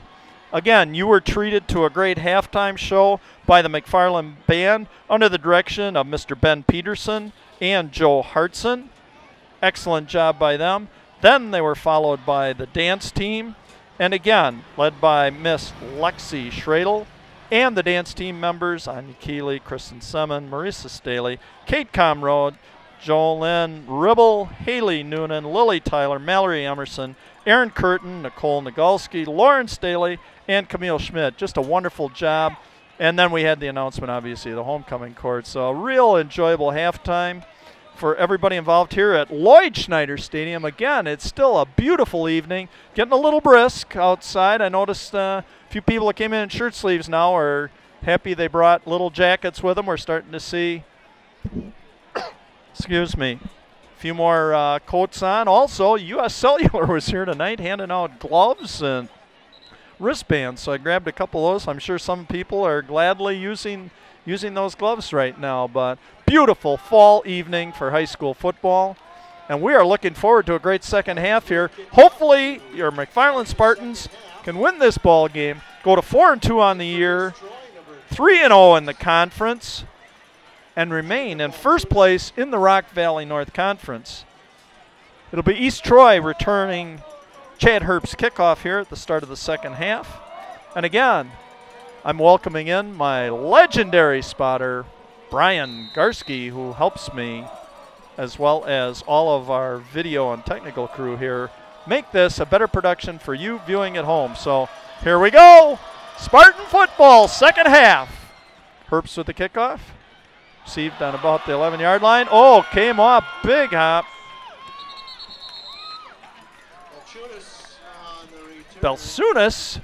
Boy, that ball popped off those pads and came upfield about 10 yards before he was able to recover it, but got to it quickly. So, 28-yard line of East Troy, first down and 10. Again, we're going to see Charlie Kutchenreuter in the backfield, probably flanked by Mr. Ryan Olson to the right or left. He's actually got two backs in the backfield. Can't see the number on the other one right now, but a little different set. Twins to the right. Kutchenreuter. Handoff. They've now got Balsanuas in the backfield. Pounded that out for about 11 yards on first down. It's up to the 40-yard line. 11-yard gain, first down.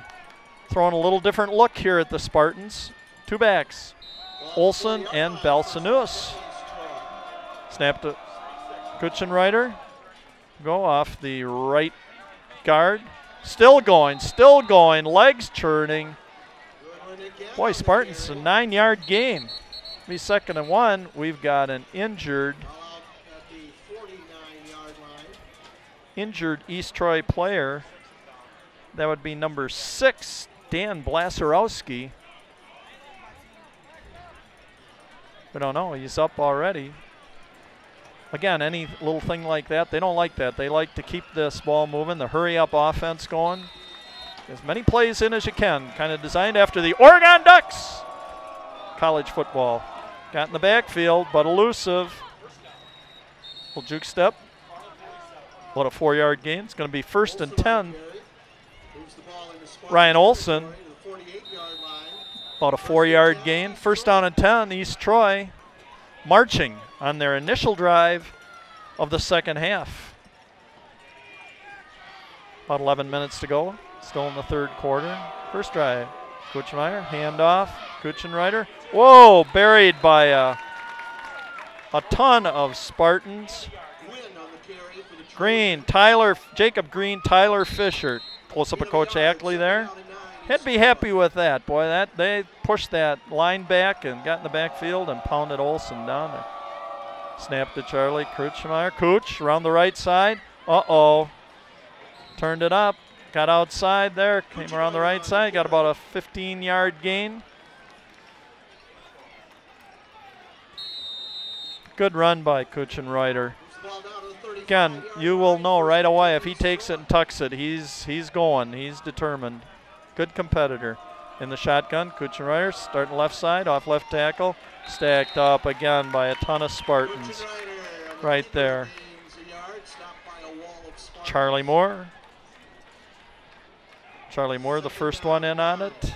And then as we heard PA announcer John Wells say, and a slew of Spartans. I'd like to give a little shout out too to our former AD, Brad Minter, if he's at home watching in his easy chair. Hope you're enjoying retirement, Brad. We miss you here. Good to see you tonight. Kuchenreiter going up the gut.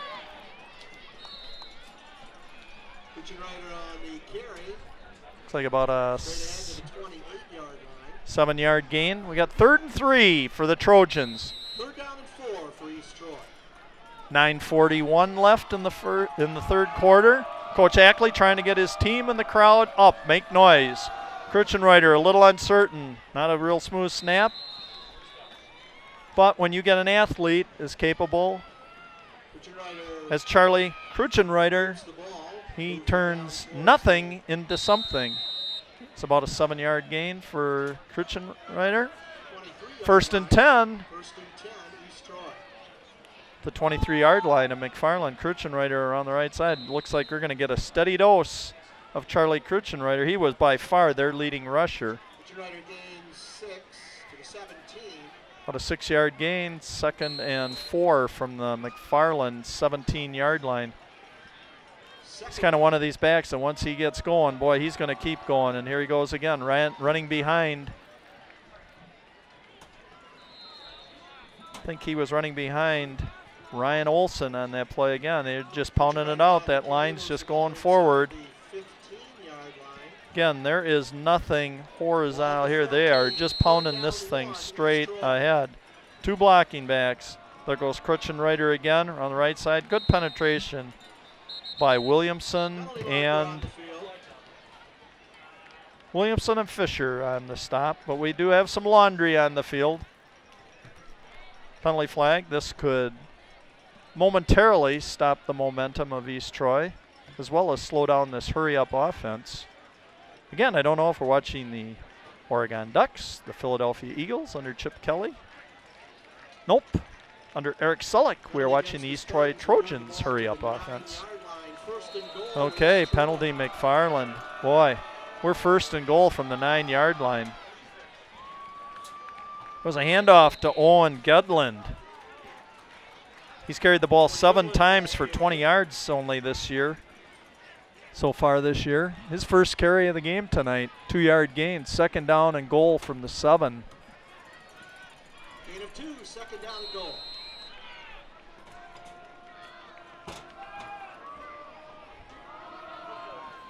Handoff to Ryan Olson. Driving. Into the end zone. 7-yard touchdown run at the 8-minute mark of the third quarter. And once again, East Troy is going to get within 1 possession. Boy, I'm sure that Coach Selleck has to be extremely happy with that drive. Straight down the field, that was about a 75-yard drive in all. I'm guessing, since I don't have a record of it, but probably a 12 or 13 play drive. 4 minutes taken off the clock. Snap down, extra point up by Will Ilansi is good. And we're at 28-21. This, again, is a ball game. Nothing's going to come easy tonight for the Spartans on homecoming night. You know, and this is kind of a coach's worst fear, is that you hit like a homecoming week in that, with all the activities from powder puff football games to all the daily competitions and contests and events and bonfires and pep rallies and everything that goes on during the week. Just trying to keep your kids focused sometimes can be a big challenge during this week. And also coming off last week's big 23-21 victory over Edgerton, you really want to keep this ball rolling right now, because McFarland got off to kind of a rough start this year. It just seems lately like they've really got some momentum going, so don't let it slip here tonight. Want to make this be a real happy homecoming for everybody here watching, as well as got the big event with the dance tomorrow. We've already had the homecoming parade in that last weekend, along with the family festival in that, so keep this going. I noticed that Spartans have made a little change here. They moved, even their deep backs are up at the 20-yard line now. I see Ilansi taking a look down the field as he noticed that the Spartans now have 9 players within about 20-23 yards of where he's kicking the ball from. So see what happens. Here comes Ilansi. Time for the Spartans. Get some good field position here. There goes Ilansi. Yep. Sucking him in. However, ball taking a sideways bounce. Not what he had planned on. Had he kicked that ball in the center of the field, boy, that could have pinned the Spartans back deep. But kind of a sidewinding kick. Going to place the ball out at, we're going to see where these officials place the ball at, as we were kind of discussing at halftime. Kind of interesting sometimes trying to get some calls up from these gentlemen. Everybody's trying to do their best. Can't play the game without them, but kind of helps when we get some signals in that. Ball's placed at the McFarland 35-yard line. 1st and 10. 8 minutes to go in the third quarter. 28-21. Fun ball game. Important drive here for the Spartans. Get the momentum back. Richter in the shotgun. Buckholz sliding left. Little shovel pass to Buckholz. Nice play. About an 8-yard gain on first down up to the 43-yard line. Nice little shovel pass. Nice call. I have to tell you what, in all my time calling these games this year, it's the first shovel pass that I have seen. So, good first down gain for the Spartans. It's always nice when you can have a 2nd and 2. Richter up in the shotgun. Oh, penalty. Let's see what this call is going to be. Let's hope it wasn't the Spartans, because 2nd and 2 is just a nice setup to be in. Nope, going against East Troy. Offsides, East Troy. Thank you, Trojans, for that gift. That was excellent. McFarland will take that. That's nice when you can do that. That's a freebie. So, already up to the 48-yard line are the McFarland Spartans. Real important here. Get some point. We got twins to the right.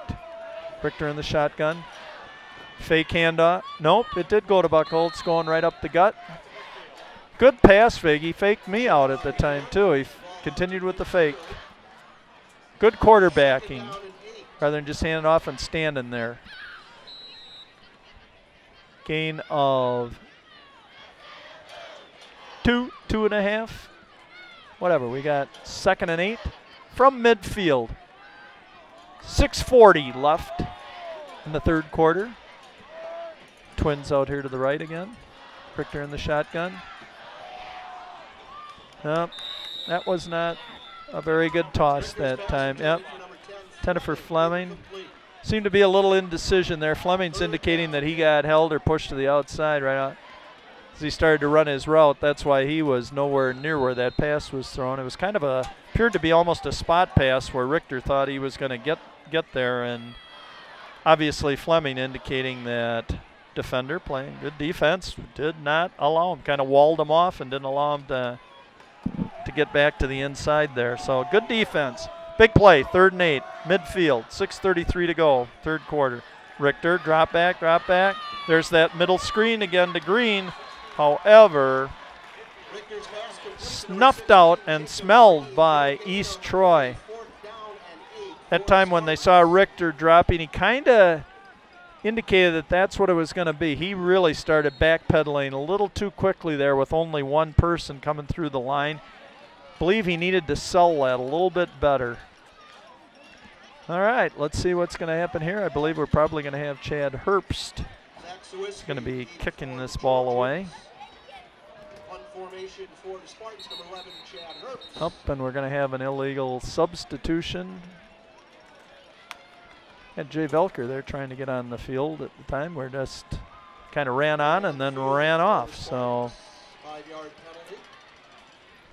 don't know, a little indecision there. Let's hope that 5 yards isn't crucial to this. Coaching staff just discussing it. That's all right. Sometimes there are a few communication errors. Chad Herbst averaging 37.3. Oof, got to be a little careful with that rugby style kick. Need a good bounce. Out of bounds. I'm going to say this official needed to get down here. A little out of position on that one. Should have been down here so he could have marked that. He is on the 23-yard line. It'll be 1st down and 10. East Troy. And let's hope this McFarland defense can kind of stiffen up here and create a stop. Need to make East Troy still some indecision here on the Spartans. Christian Reiter in the back.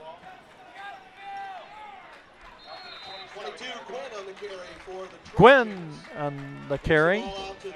1st down, gain of 4 yards, 2nd and 6 on the 27-yard line of East Troy. Come on, Spartans, tighten up here. Maybe even get a little turnover here. Well, play being called in. Late entry into the game in the backfield next to Christian Reiter. Christian Reiter, handoff. 36, that's Owen Gedlin. Owen Gedlin, a 5'10", 176-pound sophomore.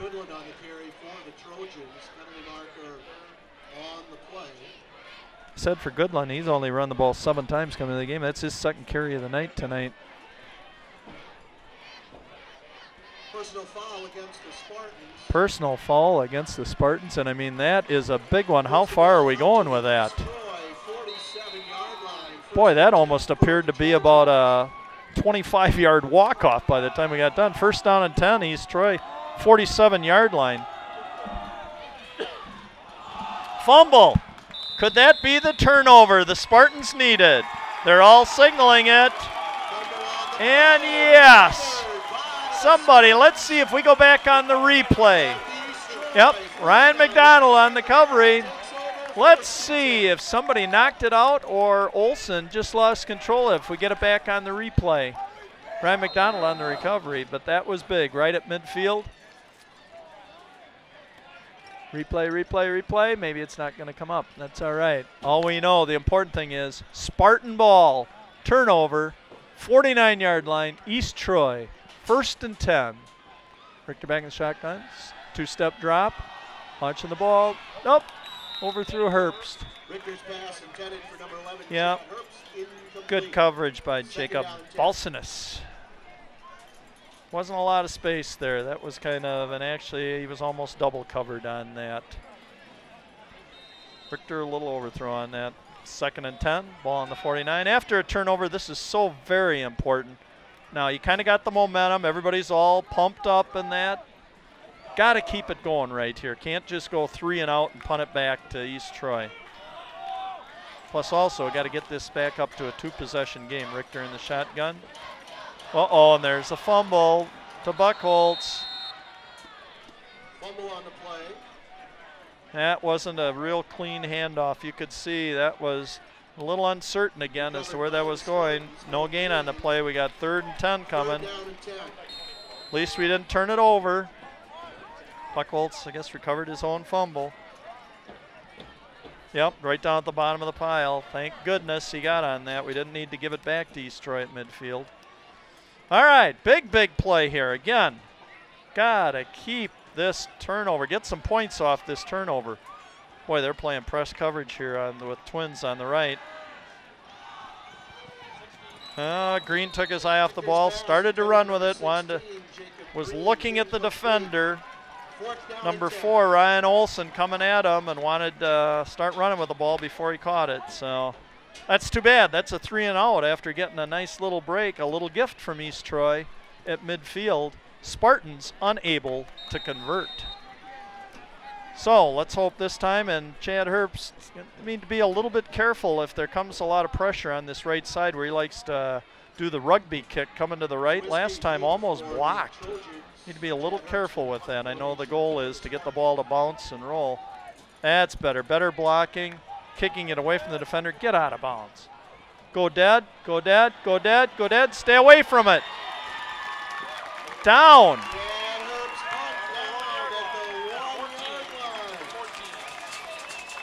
Down by number 14, Jacob Hewitt, a 5'9", 160-pound senior. Boy, we saw last week in that game, same situation, same thing. McFarland player went down, ball stopped right in the same spot on the 1-yard line. Came down, fell on it, carried it in the end zone, and it came out to the 20-yard line. That's why you heard me saying stay away from it, stay away from it. Just let it go dead. All right. This is really big right here for the Spartan defense. We got Jacob Ebert right over center. Jacob Green up front.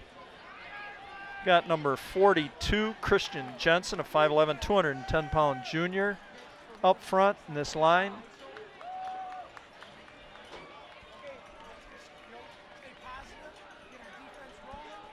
All right, and here we go. Good close-up of Colton Richter with the headset on, getting instructions. And here we go. Let's see what happens in the end zone. Kutchenreiter standing 4 yards deep in the end zone. Oh, good penetration. Really good penetration by Charlie Moore, our National Honor Scholar candidate. Excellent penetration. Uh-oh. We're going to get caught with too many men on the field unless he gets off. Thank goodness they quick got him off. Could have been a costly mistake. Kutchenreiter again. And got it out to about the 4-yard line. Be 3rd down. I'm going to call it 3rd and 7. Boy, this would be a big stop if you can make them punt from the end zone here. Kutchenreiter looking at his wrist. Big play here. Standing at the goal line, fading right, rolling right, being pursued by Charlie Moore. Throwing a ball, launched it, knocked down. Chase Werwinski. 6 and 8. There were 2 Trojans there. Zach Sawiski and Dan Blazarowski were both in that same area, but Chase Werwinski, nice job, Chase, knocking the ball away from 2 Trojans. And here comes the punt from Will Hilancy. Chad Herbst deep for the Spartans. They ought to get some real good field position here. Watch out. I wouldn't expect a surprise play here, but you never know. It's high school football. Good punt. Herbst fields at the 40. Good. 30. 25. Oh, and a late flag. Late flag, probably an unnecessary block in the back. Herbst was on his way out of bounds when the flag got thrown. And McFarland's probably going to lose some field position on this. That's too bad. They had the ball down at the 25-yard line of East Troy. You can see the official marching it off. Back to 36-yard line. Excellent field position. 2:55 left in the 3rd quarter. Really important here. Time for the Spartans to start thinking Let's get a 2-possession lead and start to see if we can put East Troy away. Now we got another stoppage of play here. Oh, because the yard markers on the far side hadn't moved. They were going the other direction. Okay, that's all right. A little confusion. That's all right. We got it corrected. Richter in the shotgun. Green in motion. Pitch to Buchholz. Buchholz cuts it back up. Okay. Say maybe. Buchholz, the ball carrier. Yep, started 36. About a 4-yard gain. Gain of 4. Second down and Good 6. blocking on that left side. Tyler Fisher, the tight end, and lead blocker Jacob Green, helping Buchholz get 4 yards out of that. Big second down play here. Either get the first down or make it very short 3rd down. Buchholz from the shotgun, or I'm sorry, Richter shotgun. Hand to Buchholz, breaks a tackle. Buchholz on the carry, tripped up in the backfield. So 3rd and Third down 7. and 7. 3rd and 7, lost a yard. All right, Spartans, again, don't squander this. This is an excellent opportunity here to get points on the board. This, again, is one of these situational games where you just keep saying, time to put them away, time to put them away, time to get a 2-possession lead. You keep saying it, and all of a sudden, before you know it, boom, scores tied, or just takes one play and can change it. So let's do it right here. Colton, drop back. Got a target. Oh, just overthrown Chad Herbst. Had a couple of steps. Would have had to been an absolutely perfect throw to get it in there to Herbst. But all right, so we're going to go back to hopefully Chad Herbst pinning East Troy down deep in their territory again here with a punt. However, why do I have a sneaky suspicion? Could we maybe see a little trick play here? Just maybe, if you've got a little trick play, this might not be a bad little spot because you'd still have East Troy deep in there. Kind of okay in their territory. Here comes Herbst. Here it comes. Did I call it? Did I call it? And he's going! Oh, did I call it? Oh, everybody at home, get on your feet. I'm sorry, I don't have 6 Powerball numbers to give you right now. I'd like to. And I'll tell you, I had no inside information on that. That was just a straight. Well, let's see. Do you mind if I just sit here and pat myself on the back for a few minutes? And again, I'm getting the Brett Favre throat slash, knock it off. A lot of heads nodding back and forth going, it couldn't have happened to a worse guy than me to have me be right. All right, sorry I got a little excited there, but Spartans, 1st down and goal from the 5-yard line on the Cather fake punt trick play. We'll come up with a name for it. Stack backfield. Oh, there was motion. Motion. Somebody flinched in the backfield, and here we go back. Now we're going to be 1st and goal from the 10.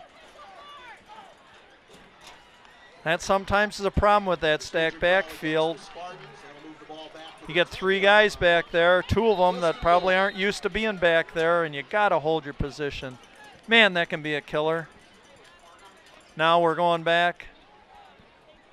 Again, I want to mention Larry Seidel just doing a great job with some close-up pictures down there. Just these kids that are on the cameras are just doing a wonderful job, whether it be up here in the booth or on the sidelines. Excellent job, you guys. All right, 1st and goal. Richter now back in the shotgun rather than under center. Need a good 1st down play. Richter. And can't get out of the reach.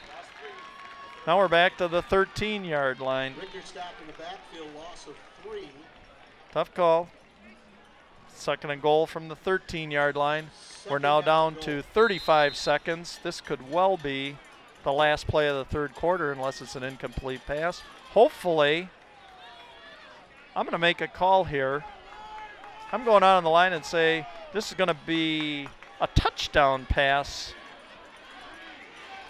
with about 9 seconds left in the 3rd quarter. Richter back in the shotgun, back pedaling, looking to Herbst. Oh, ho, ho! I'm getting high fives all booth, people. This is unbelievable. A 13-yard touchdown pass to Chad Herbst. I'm going to go out and buy a Powerball number tonight. Wow. Great pass from Colton Richter, huh? Just had that feeling. Oh, I'm sorry, though. I have to say I was 1 second off. There are 10 seconds left. I'm sorry to disappoint you. I called it at 9, so I hope none of you lost a bet by a second on that. All right, important extra point here for Chad Herbst. Put us up 2 full possessions again. 2 scores away. Good snap, JP. Whoa. Boy, that was like nobody blocked anybody on that. He hardly even got, I don't even know if he even got the ball kicked. Oh, Coach Ackley is not happy with that because he knows the importance of 1 extra point. Boy, he is not happy with that, and he has every right to be. That's just a lack of focus, a lack of saying, hey, just relaxing for that split second. And in competitive games like this, I'll tell you what, Coach Ackley, right now, they are playing, and these kids are playing for conference championship. They're playing for playoff berth. You can't be sitting here right now. You are 12 minutes and 10 seconds away from remaining in first place in the Rock Valley North Conference and gaining a very, very important victory towards becoming playoff eligible. Okay, so what you do, you make your point, get on the kids, and then build them back up and hope they refocus, because I'll tell you, we still have 12 minutes and 10 seconds of important football left. But really a big, big score with 10 seconds left in the third quarter. Your score, 34, McFarland, 21, East Troy. Chad Herbst on the kickoff. Will he go high or will he go another little low squibber kick? Now we're going a little pooch punt, trying to drop it in the open area, hope for a bad bounce. This time Belsunas picks it up cleanly. Uh-oh, bring him down. Still going. A lot of missed tackles on that. Belsunas up to the 41-yard line. 2 seconds. We're going to have one more play left here in the third quarter. That was not a good start. You can't let East Troy especially come back real quick here with a score, because a score and an extra point puts them within 6. Okay, stack backfield, 2 backs, right and left. Krutchenreiter, handoff. Oh, good pursuit. Ryan McDonald and Jacob Williamson again smothering Olsen in the backfield for a 1-yard loss. The score at the end of third quarter, McFarland 34, East Troy 21. In that third quarter, let's just recap the scoring. At the 8-minute mark, Ryan Olsen scored on a 7-yard run. The extra point was good, making it 28 McFarland, 21 East Troy. And then, as you just saw, with 10 seconds left in third quarter, Colton Richter, a 13-yard pass called by yours truly to Chad Herbst. Extra point, however, blocked, making it only a 13-point lead, 34-21 McFarland. Let's just hope and pray that homecoming is not spoiled on a missed extra point. Okay, here we go. Strap yourself in. We are ready for a very highly competitive fourth quarter. And bring it home, Spartans. Krutchenreiter in the backfield. Straight up the gut, running hard. Picked up about 5 or 6 yards. We're going to have a big third down coming. We got about a 3rd and 5 at the 46-yard line. Need a stop right here for the Spartans. We got twins to the right. Right and left backs. Krutchenreiter going right up the gut. He didn't get it. And now, question time. I don't think there's going to be much of a question time here. I got to believe that East Troy in this situation, down 2 scores, ball around midfield, they are going to go for it, especially with Krutchenreiter Kutchenreiter in the backfield. The question will be, will he take it on his own shoulders? He's Mr. Do Everything for East Troy. Is he going to do it himself? Here he goes. Yes, he is, and I don't think he got it. No, he didn't get it. The sideline judge coming in from the far side. What a great stop by the Spartans. Boy, is that a big turnover. I can tell you, first down. Now, what you need, a nice ball control drive, maybe put some more points on the board, and make this a very successful homecoming.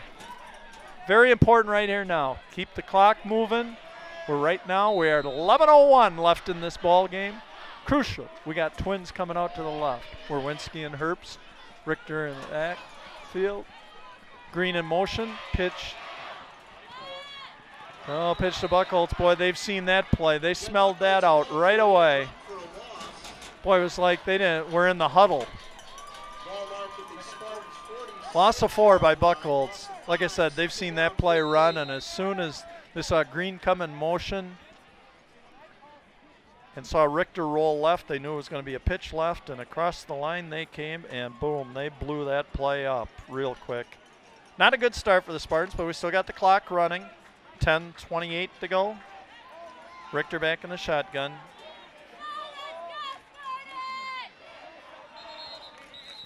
Oh, whistle, Laundry. What do we have this time? I'd say it'd be nice if it's not against the Spartans. We don't need, no, they're going back 5 more. We have a motion penalty. We are now at 2nd and 19. We're now back to the McFarland 41-yard line. And again, we get a big play, a lot of momentum. Everybody's all jacked up, ready to go, and a big play, and then a penalty mistake. Boy, McFarland's just been penalized a ton this year, so those are just very costly. All right, time to get it back, Colt. Make good decision here with what to do with the ball. Snap to Richter. Fake, drop back. Oh. Whoa. Did the Spartans get lucky on that? Richter just got buried in the backfield.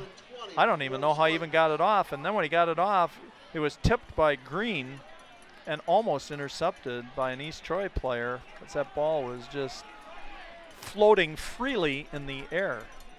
Very fortunate for McFarland. Richter, maybe a little shaken up there. Boy, he took a pounding from the back side. He didn't even see it coming. All right, just don't make a mistake here, Spartans. Don't make a mistake. Richter, handoff. Oh, yes, Buckholz up the gut. It's another foot race for Buckholz, and he's going to win it again. Jed Buckholz. And boy, I'll tell you, I'm going to call it right now. I'm going to say that was, as Wayne Larrabee would say, that was the McFarland dagger. Oh, what a great run, great call. And I'll tell you what, I know everybody's all pumped up now about Jed Buckholz and a great run. Yes, he did. But let's give credit where credit's due. 63, Charlie Moore. 50, J.P. Leisman. 66, Jay Velker. 72, Preston Brand. And 74, Dane Mickelson. Without those blocks in the line, Buckholz isn't rambling for that touchdown. 59 yards, 2-point conversion try. Too bad, 2-point conversion try, no good.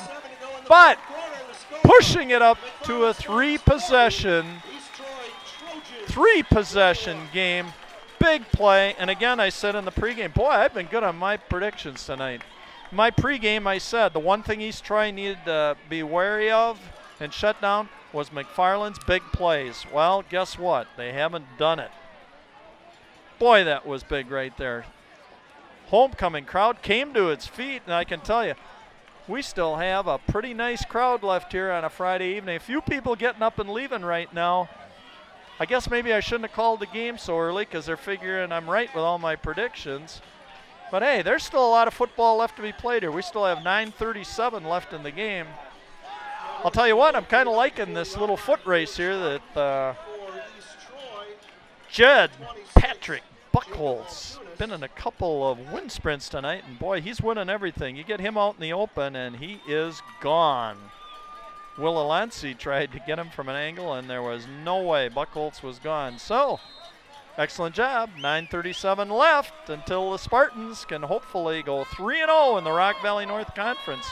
Kicking off, Chad Herbst. Long boot, trying to get off the side. Only Balsinus back, bobbling around the 10-yard line. And brought down at about the 18-yard line.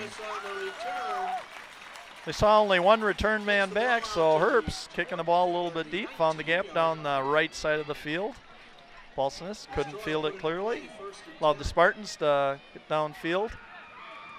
And now we're really going to see the hurry up from Charlie Kuchenreiter. Kuchenreiter, called Cooch. East Troy Trojans. Rolling left, rolling left. Throws it out, a little high. Intended for number 6, Dan Blasarowski. Oh, but we got more laundry on the field. This is what we don't need to have right now, is a penalty-plagued last 9 minutes, so this game runs and runs. Holding, defensive holding against McFarland will be a 5-yard penalty and an automatic first down.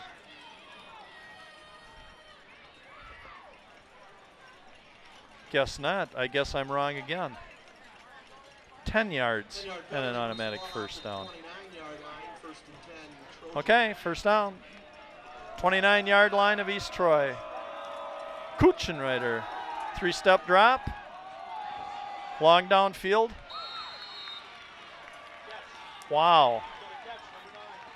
Wow, was that ever a great catch by Jacob Remza. Boy, that was a 19-yard reception, and boy, that was put right on the sideline marker. Remza got a foot down before he went out of bounds. McFarland claiming he was bobbling it, but not according to the official. Don't be giving up that much yardage, Spartans. Kuchenreiter in the backfield. Straight drop back, not finding anybody. Jukin, and overthrows his intended receiver. Extended for Gwynn, number 22, incomplete. We got second down and 10 from the McFarland 48-yard line. 9:03 left on the clock. Trips right for East Troy. Rolling right, rolling right, rolling right. Sees a little opening. Oh, missed tackle. Cut back to the left. He's an athlete. Watch out. Watch out. Michael Beam in pursuit. Kuchenreiter. Whoa. Whoa. He lowered his shoulder and knocked down Chad Herbst at right about the 9-yard line. He just ran over him. Man, he was coming full speed. And just that quickly, we're back with a ball game again. Boy, because that didn't take a lot of time. That was with 8:50. That didn't even take 1 minute. Less than a minute for them to put a touchdown on the board. These are big extra points, too. Right now with McFarland actually having missed 2 of them. Be nice if, oh, they're going for 2 on this. Oh, and a bad pass. Trojan attempt for the 2-point conversion. Break for McFarland. Okay, it's still a 2-possession game. Just we took another minute off the clock. We're at 8:50. Now the question comes up, what will we see on this kickoff? Will East Troy attempt an onside kick to try and get the ball back? Or they're going to kick it deep and hope their defense can hold? Both teams have 3 timeouts remaining. So the clock's still not an issue right now for East Troy. However, they'd like to get their hands back on the ball as soon as possible. So they're going to be doing everything if they don't onside kick it here and get it, force McFarland into a quick 3 and out so they can get the ball back. I think you already saw that Kuchenreiter is a threat. I mean, that's his 3rd touchdown of the season. I mean, he runs, he passes, he does everything out there. And last week we saw Ricky Williams of Edgerton with 54 seconds left on the clock, run the ball 80 yards for a supposed game-winning touchdown for Edgerton, called back by a penalty. But you get these super athletes at these smaller schools and that, and they're capable of going the distance at any time. So looks like we're lining up here for a little onside kick. Yep, here it comes. Just fall on it. Charlie Moore. Catch it. You know, something he probably didn't realize, he could have put a hand up and fair caught that ball. Down at the 40-yard line, 45-yard All right, line. good field position. Good field position. Just put together a couple first downs, keep that clock rolling. And maybe as even a special gift, maybe we could have one more big play from the Spartans to definitely put this away. Rick, in the shotgun is Buckholz. Direct snap. Direct snap to Buckholz in the backyard. 2-yard gain, 2nd down and 8. Jed Buckholz, the ball carrier. Ball at the East Troy 48-yard line. Straight ahead for 2nd and 8, clock moving, 8:30. Spartans like that with the clock moving. A little indecision here.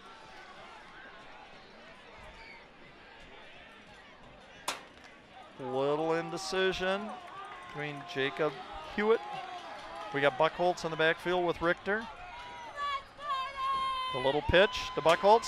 There he goes. Can he get outside? Can he get through? Nice cutback run. Buckholz, the ball carrier, moves the ball in. Got about 6 yards. Going to bring up a 3rd and 2. 3rd and 2. Nice little cutback run there by Jed. Marked at the 48-yard line. Big play. Nice to keep the clock running. 3rd down, 3. We got a lot of substitutions. I got a feeling we're going to see that stacked backfield with the substitutions that came in.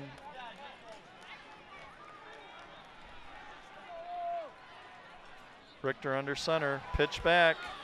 Got the outside. Yep. Excellent, excellent run. We got Jed Patrick Buckholz again. Picks up 17 yards. 17-yard run. More importantly, a 1st down McFarland. 1st and 10 for the Spartans. And the clock is moving. 7:20 left in the ball game. Boy, was that big, because that's going to mean not only keeping control of the ball, but more times running off that clock. Expect to see him keep it on the ground safely. Richter, that's right. It's going to take, looking at the official in the backfield, he'll signal it when we start. He hasn't signaled it yet. 5, 4, 3, yep, and the snap. Take advantage of every second they can run off the clock. Was that Buckholz? Into the line for no gain. Clock moving. Yep. All Richter has to do is look at the back judge, and when it gets to 5 seconds left, he'll start counting. So he just looks at him and doesn't need to snap the ball again until there's like 1 or 2 seconds left. Hold on, we have an official's time.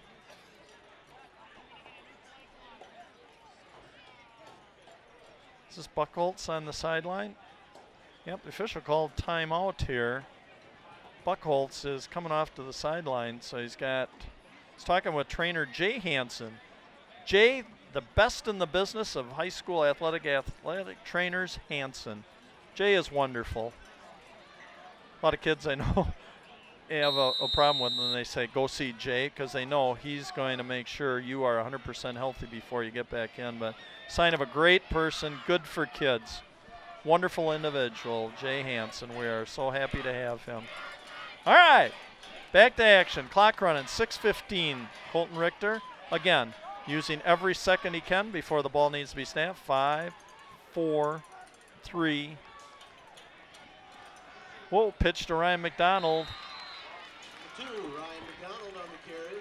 We've seen that play. Seen that little pitch.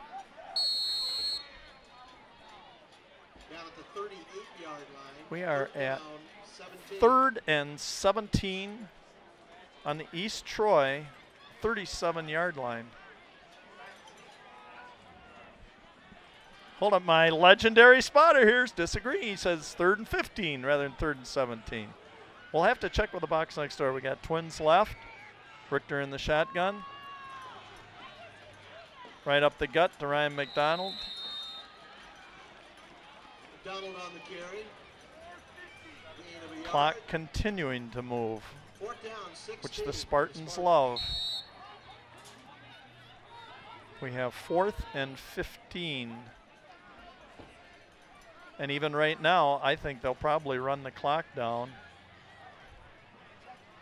Take the penalty, take a 5-yard penalty. As long as you're going to punt it from the 36-yard line, you might as well go back and punt it from the 41-yard line, but take advantage of, there's the official counting it off. And they'll take the 5-yard penalty, which isn't going to hurt them at all in this situation. Yep. Good usage of the play clock, down to 4:48. 41-yard line, fourth down. Just need to see here if they can pin East Troy deep in their territory, come up with a big defensive stand, and game over. Sounds easy.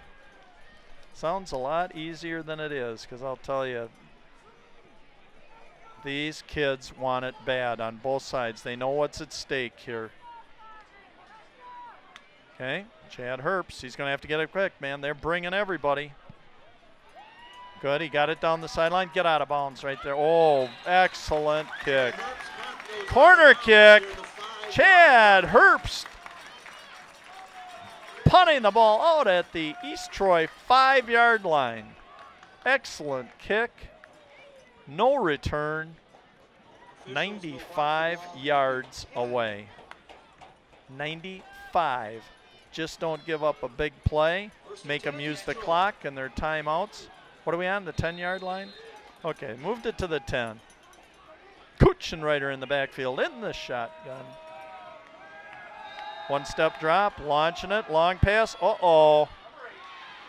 Number 8, Zach Sawiski. Long bomb on first down. Pushed out of bounds.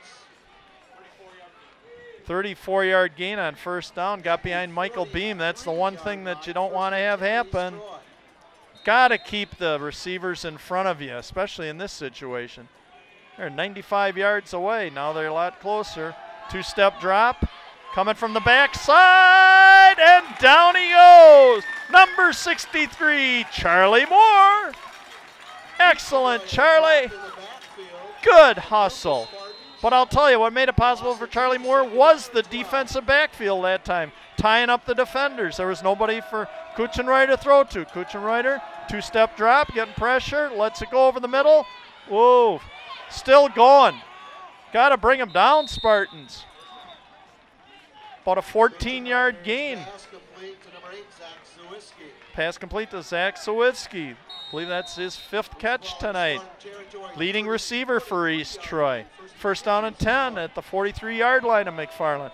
Things starting to get even a little more exciting. Rolling left. Throwing to Sawiski. Breaks a tackle down the sidelines. And he, my friends, is out at the 11-yard line. 32-yard gain to Sawiski. Man. Kuchenreiter to Zawitsky. This is going way too quick. Slow him down, Spartans.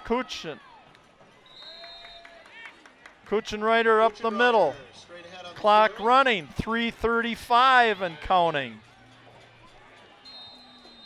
2nd and 5 from the 8-yard line. Kuchenreiter in the backfield. Dropping back, rolling left, nobody open, cutting it back, up, throwing right.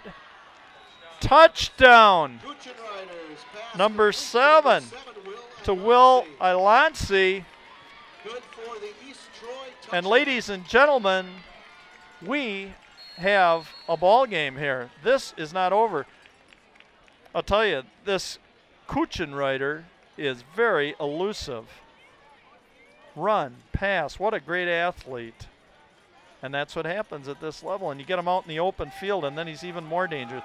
Really big extra point. This would be nice if we could get through and block this. Not going to happen. So now we are presented with a very interesting situation. We are at 40-34. I know that's one possession. However, an extra point makes the difference. Gee, and people at home are going, yeah, Captain Obvious. I guess that makes sense, huh? I mean, I'm no math major, but 7 points puts you ahead by 1. So that extra point, like I said, let's just hope that that does not come back on homecoming 2014 to haunt the Spartans. Boy, this has been an enjoyable game for everybody sitting here tonight. Hope you people at home, they're sitting here watching this game, are enjoying this. This is what high school athletics is all about. Good sportsmanship, good fan support. This is just a lot of fun. Beautiful evening. I mean, just weather-wise, and just a great contest. Watch kids really are competing here again for first place in the conference right now. Excellent ball game. So, 3 minutes, 18 seconds left. Let's see what East Troy does with this kickoff, because both teams still have 3 timeouts. I got a feeling East Troy is going to maybe kick this a little bit further here this time. Let's see what happens. Alancy going to kick it again short. Smart decision by Charlie Moore again. Just take it, fall down with it. You're a lineman. You don't need to do anything fancy with it. Just make sure we possess it, and it's our ball. Now, 3 timeouts left for both sides. So this will be very interesting to see how McFarland approaches this. Do we just try running the ball 3 times and keep the clock moving? Do we put the ball in the air? Richter in the shotgun. And we already have a whistle. And what's the whistle for this time? It's on the far sideline over there.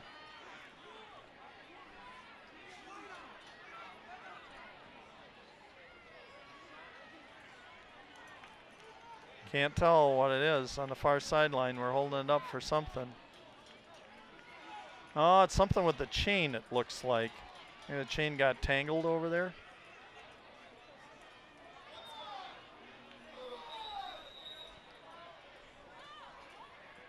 Coach Ackley decided to use one of his timeouts, I think, just to kind of settle his team down and make sure we got the right call on the field. Again, this is where it's so very important, your coaches up in the booth here, because they can really see things a lot differently than you can when you're down on the sidelines. You can see a lot more patterns, tendencies, as well as they've got all the charts up here on plays to see what's worked the best and in different situations. So a nice crowd shot there. Thank you, Larry, and all the Spartan fans. Be wrapping up homecoming week tomorrow with the big dance. So you're getting a chance. There's the king, Jordan Mazra. We saw Jackson Eversole in that picture. Hoping Jackson get back to state golf again this year. All right, come on, Spartans, do it right now on homecoming. Hand off to Buckholz, swinging right. Got a little running room. Closed up kind of quick. With the carry. East Troy on a timeout, using their first one. East Troy. 2nd and 7, a 3-yard gain by Jed. Okay, it's time for another Cather prediction. If I'm up in the booth, this is what I'm seeing. Wouldn't this be a great time for a naked bootleg by quarterback Colton Richter? Fake the little pitch play to Buckholz going around one side, hide it on your hip, roll back solo to the other side, and I can guarantee you nobody will be there because everybody's going to be going chasing Buckholz around the end. So let's see if anybody heard me. The naked bootleg, Colton Richter. Can I be right for the 3rd time? Handoff up the middle. And if you noticed on your screen, Richter came totally clean out to this side after he handed it off. 3rd and 3. Buckholz running for 4 yards. Here we go. Another timeout by East Troy. Boy, and they're kind of in the little in-between stage now. Do you throw it or do you run it and force them to at least look at Larry Seidel, trying to get our camera, trying to get a close-up there of the huddle. Looked like a wire came loose there, Larry. There we go. Now we got Larry on the sidelines. Even Larry's hustling to give us some special coverage. All right, here we go, Spartan fans. 3 minutes on the clock. Boy, you can put East Troy in a big hole with a first down here. Richter in the shotgun. Working out signals. Handoff up the gut. Buchholz! Buchholz! Hanging on for dear life was East Troy's number 9, Jacob Remsa. If he didn't hold on to that jersey, I can tell you Buchholz was gone again. Wow. Boy, he's been a handful for East Troy tonight. Super play by Jed Buchholz. But again, I'm going to go back to it's the line, the offensive line. Moore, Leisman, Felker, Brandt, and Mickelson and Fisher just clearing the way. Excellent job by that line. As well as the legs keep moving. Richter in the shotgun. Keep the clock moving. He's going to wait for the backfield official. Hand off to Buchholz. Elusive. Okay, cut back. Held on to the ball. You know that East Troy right now is going to be trying to strip the ball. East Troy using their final timeout at 2:15 left. Again, Spartans up 40-34. Only a 6-point margin because there was a blocked extra point on their last scoring attempt. So, boy, this is really a lot of fun. I can't tell you. Where can you, for whatever it is, $4 entry fee, where can you find better entertainment in your own hometown community on a Friday night under the lights? High school kids, high school band, high school poms, high school kids, community members, old and young alike, young youth kids, youth football players, youth, I'm sure, dance team, future dance teamers, video crews, everybody's here tonight. Handoff, direct snap to Buchholz, up the gut. Now just let the clock keep going. Buchholz takes the ball straight ahead for the 35. We are going to be at 3rd and 5. 3rd down and 6. 5.5. We've gone under 2 minutes. And this is, again, where he will use the back judge, counting and using every precious little second here. Big play right here. This can do it. Right here, a first down. Richter in the shotgun. Hand off to Buchholz, running up the gut, straight ahead. He's going to be a little short. It's going to bring up probably a 4th and 3. 4th and 3. They are at the East Troy 32-yard line. And I think that Coach Ackley is just going to let the clock run down and maybe call a timeout here with 1 second left before we, yep, he's standing right next to this sideline official. As soon as he sees it, getting to where they have 1 second left, we'll use it. Okay, we have exactly 1 minute left. 1 minute and 1 first down to solidify first place in the Rock Valley North Conference. And again, take a giant, and I mean giant step towards qualifying for the playoffs, and maybe even a home playoff game, which would really be exciting. We can tell you from years past in some of the great past games we've seen here at playoff time. I can tell you, I can go way back into the late in the 1990s. Saw a wonderful, it was a 3 overtime game against Wanakee here. I think the final score, McFarland won something like 47-45 over Wanakee. Unbelievable game in a playoff game back then. So, here we go. That's a little bit of my history. Big, big down right here. Stack backfield. There's the, oh yes, and that did it again. The naked, he rolled out, pass to Tyler Fisher. And again, Colton Richter just got drilled after he thrown it. He's going to need a little trip to a hot tub at the end of tonight's ball game. That should do it with no timeouts left for East Troy. Again, a wonderful play call. They stack that backfield, make you think they're just going to pound it straight. That time Richter on a fake handoff. Naked booted around the right side, found Fisher slipping out in the flat. East Troy, defenseless, had nobody out there. 2-point conversion try. Buckholz again, Richter getting pounded out here in the flat on the fake hand. He carries out this fake so well as a quarterback that people are just going to pound him when he comes out, even if he doesn't have the ball. But you know what? That's the sign of a great quarterback and somebody that's taking it for the team. That's wonderful. Okay, now the one thing you don't want to do is just relax and start celebrating a little too early. As we saw last week, Mr. Williams of Edgerton went the length of the field with 54 seconds left. And I can tell you, with this Charlie Kutchenreiter, he can go the distance at any time also when you get an athlete like that. And the one thing you don't want is all of a sudden right now a quick 6 put back on by East Troy and still have any time left on the clock. Right now, Spartans looking in great shape. Great shape to go 3-0 in the conference. But only time will tell. Still have 53 ticks left on the clock.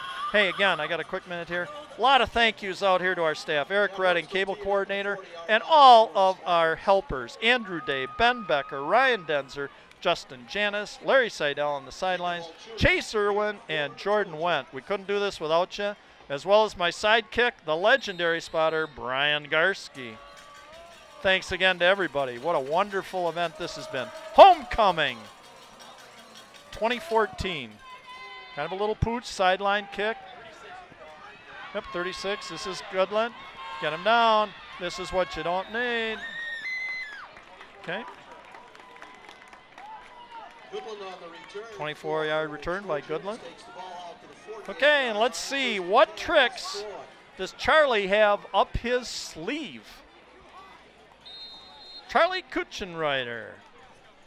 47 seconds left to a McFarland homecoming victory. Fans are screaming, defense.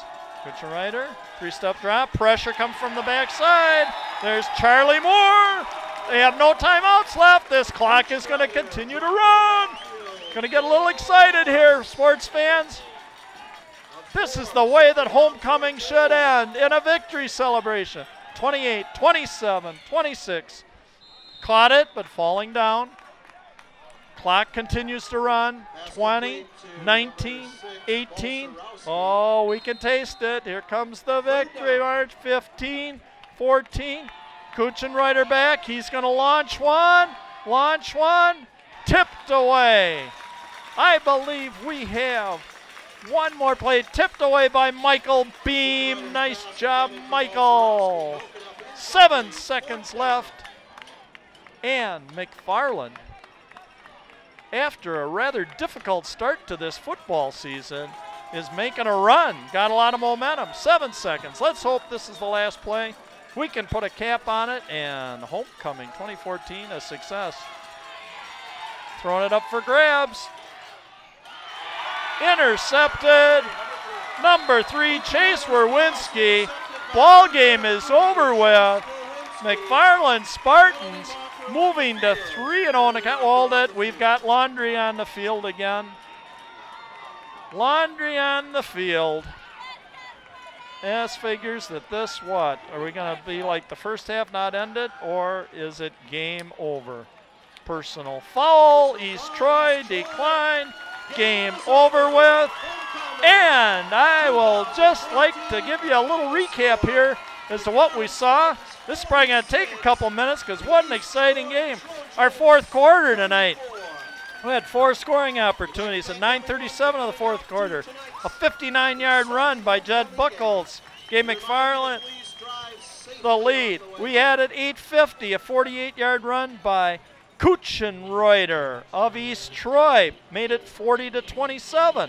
Then an 8-yard pass from Kuchenreuter to Will Elance with 3:18 left in the game made it 40-34. And then finally, with 53 seconds left, a 32-yard pass from Colton Richter to number 88, Tyler Fisher, making the final score McFarland 46, East Troy 34. And a victorious group of Spartans, really excited.